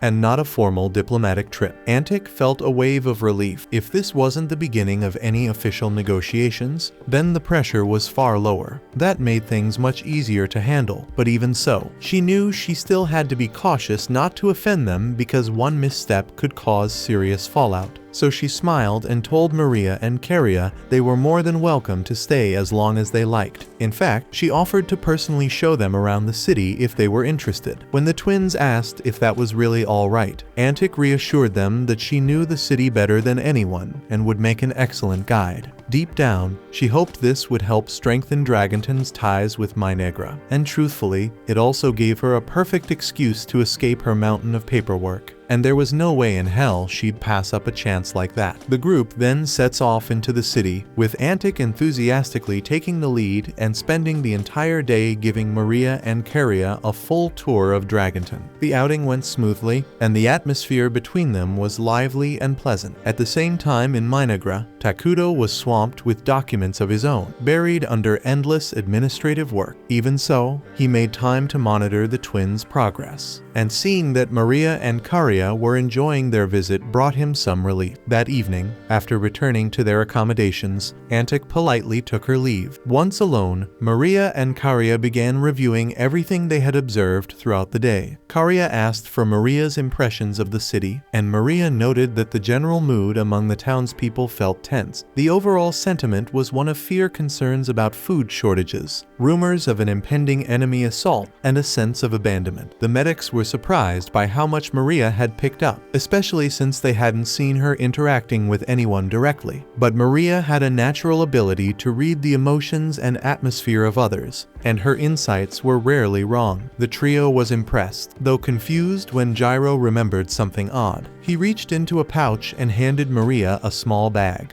Inside was a leafy plant, which Maria identified as popple grass, a highly dangerous and addictive substance that most nations had outlawed completely. Gyro explained that he'd unknowingly purchased it from a shady vendor in a narrow back alley. But once he realized what it was, he scolded Maria, telling her to toss it out immediately because narcotics were off limits. However, the bigger concern wasn't that Maria had acquired it, it was how easily accessible the drug had been. Something like popple grass shouldn't have been anywhere near the public, let alone sold so openly. After discussing the situation, they all agreed someone within Dragonton had to be cultivating and distributing the illegal herb, and that posed a serious problem. Caria was especially troubled, considering how hard Antic was working to hold the city together, so the idea that this was happening right under her nose was disheartening. Saburo pointed out that the presence of drugs meant things could be even worse beneath the surface, and with such dangerous elements hiding in the city's shadows, they'd need to stay extra alert and focus on keeping Maria and Caria safe, because if something as serious as drug trafficking was happening unchecked, there was no telling what else could be lurking nearby. The following morning, the medics escorted Maria and Caria to visit the Dragon Vein, a place known for its stunning natural beauty. The two were taken aback by the sheer number of glowing crystals scattered across the area, each one sparkling with magical energy. Their awe was interrupted when a stranger approached them, introducing himself as Vesta. He casually remarked how the terrain here was ideal for cultivating popple grass. Caria responded with courteous formality, greeting him and then firmly requesting he get to the point and explain why he had approached them. Vesta said he'd heard they were official envoys from Minegra, with Dragonton and Minegra expected to share control of the region in the future. He thought now would be the perfect time to strike up a business proposal. He offered them a chance to partner with him in growing and distributing popple grass. Caria chose to play along and asked what benefits Minegra would gain from such an arrangement. Vesta explained that the drug brought in large profits on the black market, and a fair portion of that revenue would naturally go to Minegra. He also hinted at providing other incentives, though when pressed, he said those details were too sensitive to discuss in public. Instead, he handed Caria a marked map and suggested they meet in a more private location to talk specifics. After a moment's pause, Caria accepted the map. Vesta smirked and added that he always found it easier to deal with people on the evil-aligned side of things, since they usually understood him better. He complained about the current mayor constantly enforcing ridiculous restrictions like banning narcotics or outlawing human trafficking. But once Minegra's king took over, he was confident the leadership would be far more accepting of his business practices. Several days later, Maria and Caria paid one last visit to Antic before preparing to depart the city. Antic thanked them for their time, saying it had been a pleasure getting to know them during their stay. The twins expressed their gratitude for her hospitality and asked if there was anything anything they could do in return before leaving. Antic smiled and requested that if possible, they put in a good word for her when they next met with King Takudo. So Maria and Karia agreed without hesitation, promising they'd speak highly of her when the time came. Suddenly, the door to the room swung open, and Vesta strutted in with two thugs flanking him. Antic stood up abruptly, furious, and shouted that he had no right to enter without being summoned. But Vesta, as always, showed zero regard for rules or authority, and he'd simply invited himself in. With a smug tone, he said he was only there to receive an answer from Maria and Karia, since they never showed up to the meeting he'd arranged regarding his earlier proposal. Maria calmly asked if he was referring to the ridiculous popple grass partnership he tried to pitch them. Antic's face paled because this was the first she was hearing of any deal between her guests and Vesta, and the idea that Minegra might have aligned with someone like him terrified her, because if Vesta managed to drag that kingdom to his side, it could spell disaster for Dragonton. Maria picked up on Antic's distress and reassured her immediately. She said there was no need to worry because they'd never align themselves with filth like Vesta, and they thought it would be obvious to him that their absence from the meeting was their answer. Karia then asked Antic if it would be acceptable for them to handle the situation themselves. Though Vesta was clearly detestable, she wanted to avoid causing an international stir by taking unauthorized action. Antic told them they were free to do as they pleased because Vesta had been a menace to the city for too long, and it was about time someone put him in his place. On cue, the medic stepped forward, ready to deal with him. But strangely, Vesta didn't look intimidated in the slightest. In fact, he grinned with confidence and held up a syringe, and inside were concentrated extracts of the popple plant, and according to him, a single dose was potent enough to turn anyone into a hopeless addict with no will of their own. Maria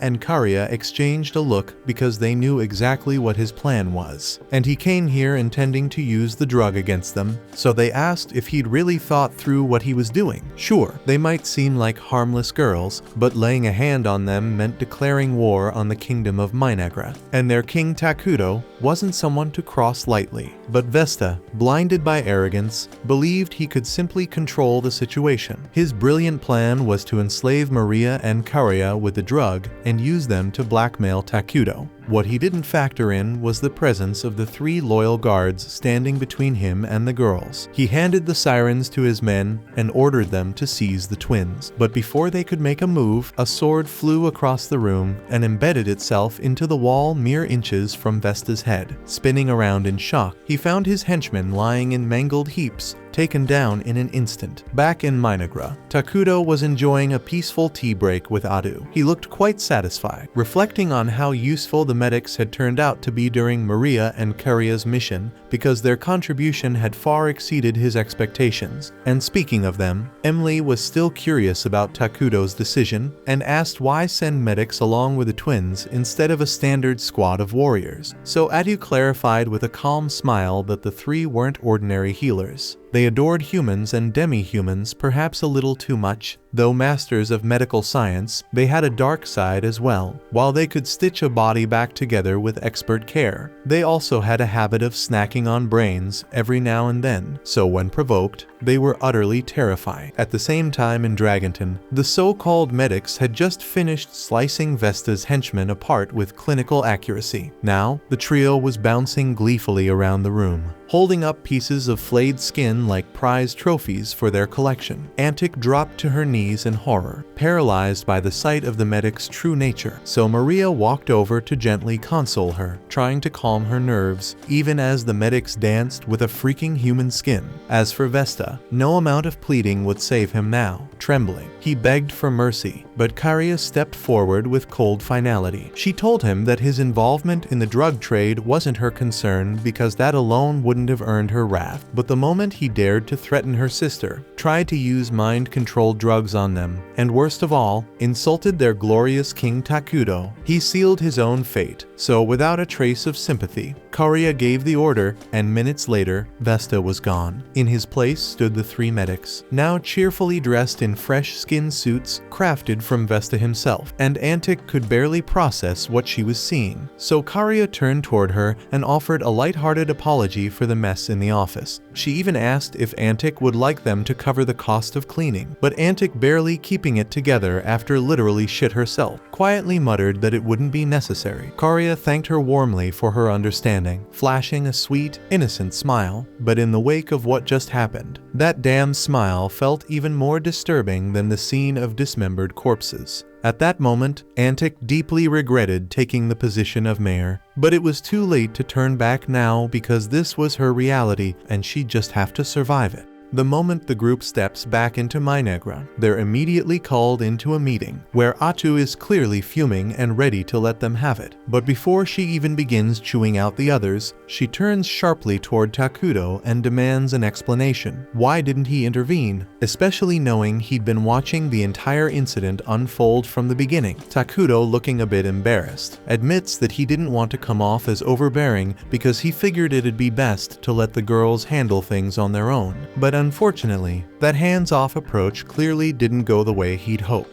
Atu reminds Maria and Karia that she had specifically told them to keep their violent tendencies in check. Yet despite the warning, they still enthusiastically gave the medics the green light to execute people. As for the medics themselves, even if it was necessary to eliminate Vesta and his men, they went way over the damn line by skinning him alive in front of Antic. Fuming, Atu announces that none of them are allowed to leave until they've each written a thorough apology essay, promising to behave better next time. Several hours later, the team regathers in the strategy room to go over Dragonton's current situation, based on the intel brought back by the twin scouts. Dragonton is in serious trouble. The city lacks the resources to maintain public order. Crime is running rampant, and on top of that, they're constantly under attack from barbarians. According to the report, the enemy forces mostly consist of goblins, orcs, and the occasional hill giant. While the goblins and orcs don't pose much of a threat, the hill giants are becoming a major problem. They've started showing up in small groups around the outskirts, and the frequency of their attacks is increasing steadily, so Dragonton's defenses are struggling to keep up. Molter speculates that part of the issue may be that Dragonton lacks the necessary detection capabilities to anticipate these assaults. Normally, the sharp instincts of beastmen would help catch enemy movements early, but their scouts are likely overwhelmed and burned out from the non-stop battles. Regardless, if nothing changes soon, Dragonton is likely to collapse, so Nagi suggests dispatching a substantial force from Minegra to reinforce the city's defenses. Emily agrees that Dragonton needs help, but she's hesitant about splitting up Minegra's manpower. Sending out their current labor units would leave critical sectors like agriculture and construction short-staffed. Atu then speaks up, stating that she'll personally be joining the mission, meaning they won't need to send a large number of troops. The others are caught off guard by Atu's decision, but given her ability to absorb skills from enemies, it makes perfect sense that she'd want to be on the front lines. Since she'll be away, someone needs to handle her day-to-day responsibilities. So Molter steps up and offers to take over the administrative workload, and Nagi follows up by volunteering to manage national defense in her absence. But the moment Emily hears that, her expression shifts to concern. Up until now, Minegra's entire defense strategy has heavily leaned on Atu being around, and with all due respect, Nagi by himself isn't exactly an impenetrable wall if the nation ends up under siege. Nagi doesn't argue because she's got a point, but thankfully, Takudo had already anticipated this. He tells everyone that he's about to summon Ayla, the new hero who will act as the pillar of their defenses while Atu is deployed. Molter thinks the timing couldn't be better because all the required materials Takudo asked for have already been gathered and prepared. The entire group applauds Takudo for thinking ahead and setting things in motion before the need even arose. But in truth, Takudo had no clue things would escalate this fast. It's total luck. But if they want to see him as some strategic genius, he's not going to correct them. And with the key topics settled, Atu turns to Takudo and asks if he has any final comment. The entire planning session went more smoothly than expected, so Takudo is honestly surprised by how easy it all felt, because back when he used to play the game during his hospital stay, he had to handle everything by himself, and it took a lot of mental effort. But now, he has dependable allies by his side. He then tells them they're doing a fantastic job, and his praise fires everyone up to work even harder moving forward. Then once the meeting concludes, Takuto steps outside to the massive pile of resources they've spent weeks stockpiling so they can summon Isla. They'd had to cut back on rations and conserve materials to build this much, but now they're about to see the results of that investment. Maria and Karia ask what kind of person Isla will be, but Takuto admits he doesn't really know. Other than Atu, Isla will be the first hero he's ever summoned into this world, so the outcome is a complete unknown. Atu steps in and swears that if things go sideways, if Isla ever turns on Takuto, she'll do whatever it takes to protect him. Her confidence is enough to calm his nerves, but even so, Takuto gently tells her to look after herself too, because losing her is something he absolutely can't afford. Takuto starts the hero summoning ritual, and as the vast pile of materials is consumed, a glowing cocoon takes shape midair. Isla is about to emerge at any moment, and Takuto braces himself, heart pounding in anticipation. But to his relief, his worry turns out to be unnecessary, because the instant Isla opens her eyes and sees him, she lowers her head in reverence and thanks him for allowing her the honor of addressing him. She formally introduces herself as the sovereign of all insects and pledges unwavering loyalty to Takuto and the kingdom of Minegra. Takuto feels a wave of reassurance wash over him because Isla is still on their side. But just to be sure, he gently asks if she remembers who he is. She takes a moment, but soon enough, recognition dawns. She identifies him as the same Takuto who once played the game endlessly, year after year. She beams, clearly happy to see him again. But before their reunion gets too emotional, Atu steps forward and cuts in. She firmly asks Isla if she's truly serious about devoting herself to Takuto in this world. Isla turns to her, remembering her from back then, and smiles. She finds Atu's serious tone amusing and gives her a playful pat on the head. Atu flushes red with embarrassment, insisting she just answer the question already. With a soft laugh, Isla replies that she wouldn't want to serve anyone else. Takuto was the only player who ever unlocked her true potential, so it's a privilege to stand beside him once more. Then shifting gears, she asks Takuto to fill her in on the current state of affairs, as she still doesn't know what exactly her role here entails. Sometime later, the three of them are back in the palace, and Takuto has just finished explaining everything to her. Isla now fully understands that she's been summoned to act as Minegra's defensive hero, allowing Atu to go forward with her expedition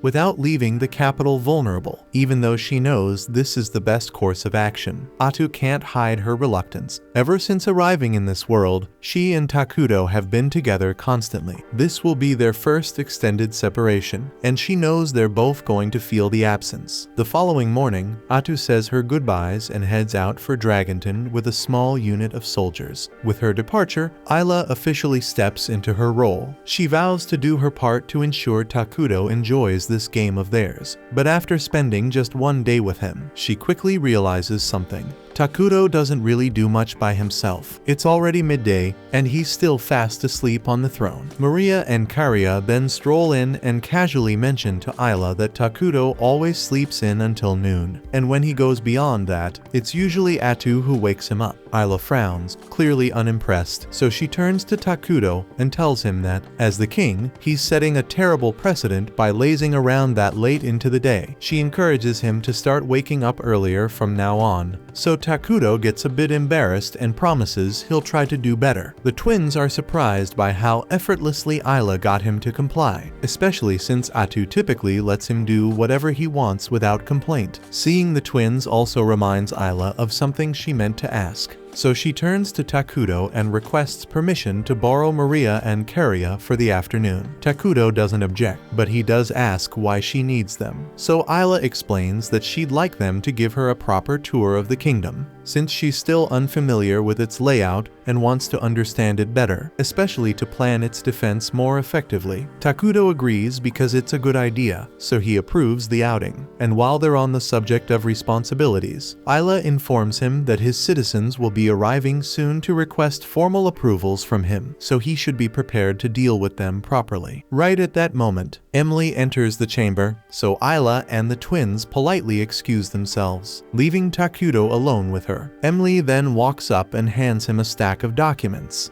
asking him to review the labor division reports for the week. Takudo takes the papers, but immediately feels his nerves spike because this is the first time he's speaking to a Malay without Atu or the twins nearby, and he's not sure how to handle it. After a few moments of silence, Emily notices his hesitation and asks if there's an issue with her proposal. Takudo quickly shakes his head and tells her that the report looks solid, and he actually thinks her resource allocation is well balanced. However, he asks that starting next week, she scale back the amount of resource collection, because now that Isla has been summoned, they don't need the surplus anymore. So Emily nods in understanding, thanks him for the input, and promises to make the adjustments right away. But Takudo is already mentally drained from that short exchange, and unfortunately, there are still a whole bunch of meetings lined up today, so it's shaping up to be a long one. At the same time, Isla is out strolling with the twins, and she asks them to give her a full tour of the facilities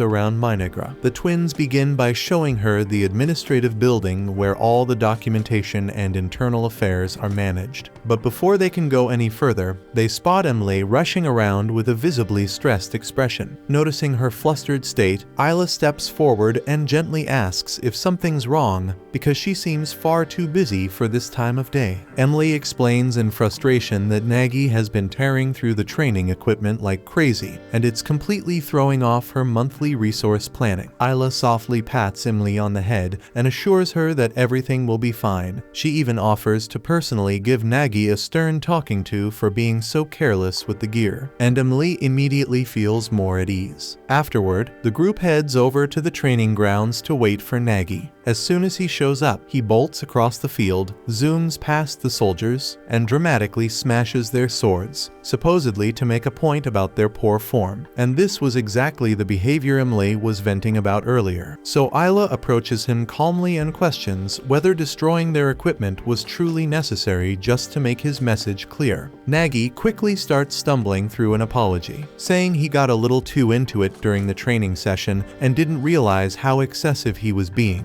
Isla places a reassuring hand on his head and says it's alright, so long as he understands the damage he caused. Still, she urges him to be more thoughtful moving forward. Just then, a bell rings in the distance, so Isla turns to the twins and asks what the sound means, and they explain that it signals the start of dinner. They invite her to come eat with them, and soon, everyone gathers in the central square for the communal meal. Meals are held like this because it helps reduce waste, because preparing food for everyone at once is far more efficient than having individuals cook separately. The Dark Elves approach Isla and inform her that a grand dinner has been prepared in her honor, should she choose to attend. They insist that she dine with the fine plates and utensils reserved for high-ranking figures, saying it would be improper for someone of her status to use standard cutlery. But Isla gently declines and reminds them that she's the defense hero of the kingdom, and that role means protecting the people. To serve properly,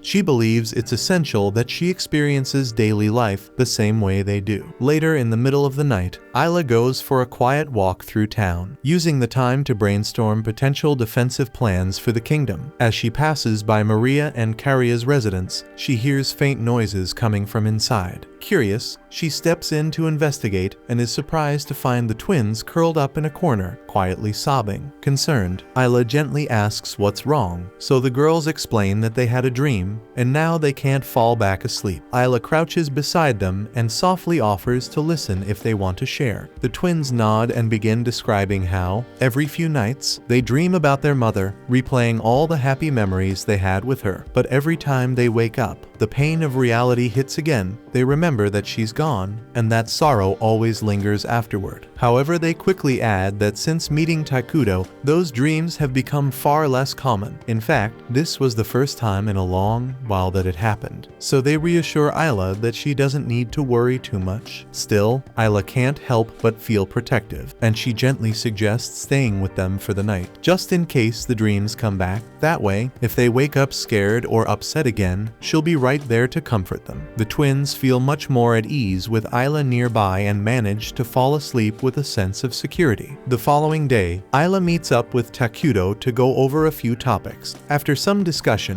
they both agree that establishing a school or academy should be the next step in their construction plans. With no current wars or immediate threats, there's little reason to expand their military. Focusing on education makes more sense right now. While on the subject of conflict, Isla asks how Atu is doing over in Dragonton, so Takuto closes his eyes and taps into their shared connection to check in on her, and what he sees instantly perks him up, because Atu seems to be in a rather entertaining situation at the moment. That concludes this episode. Thank you for watching. If you want to see the next part, be sure to subscribe to the channel and turn on the notification bell.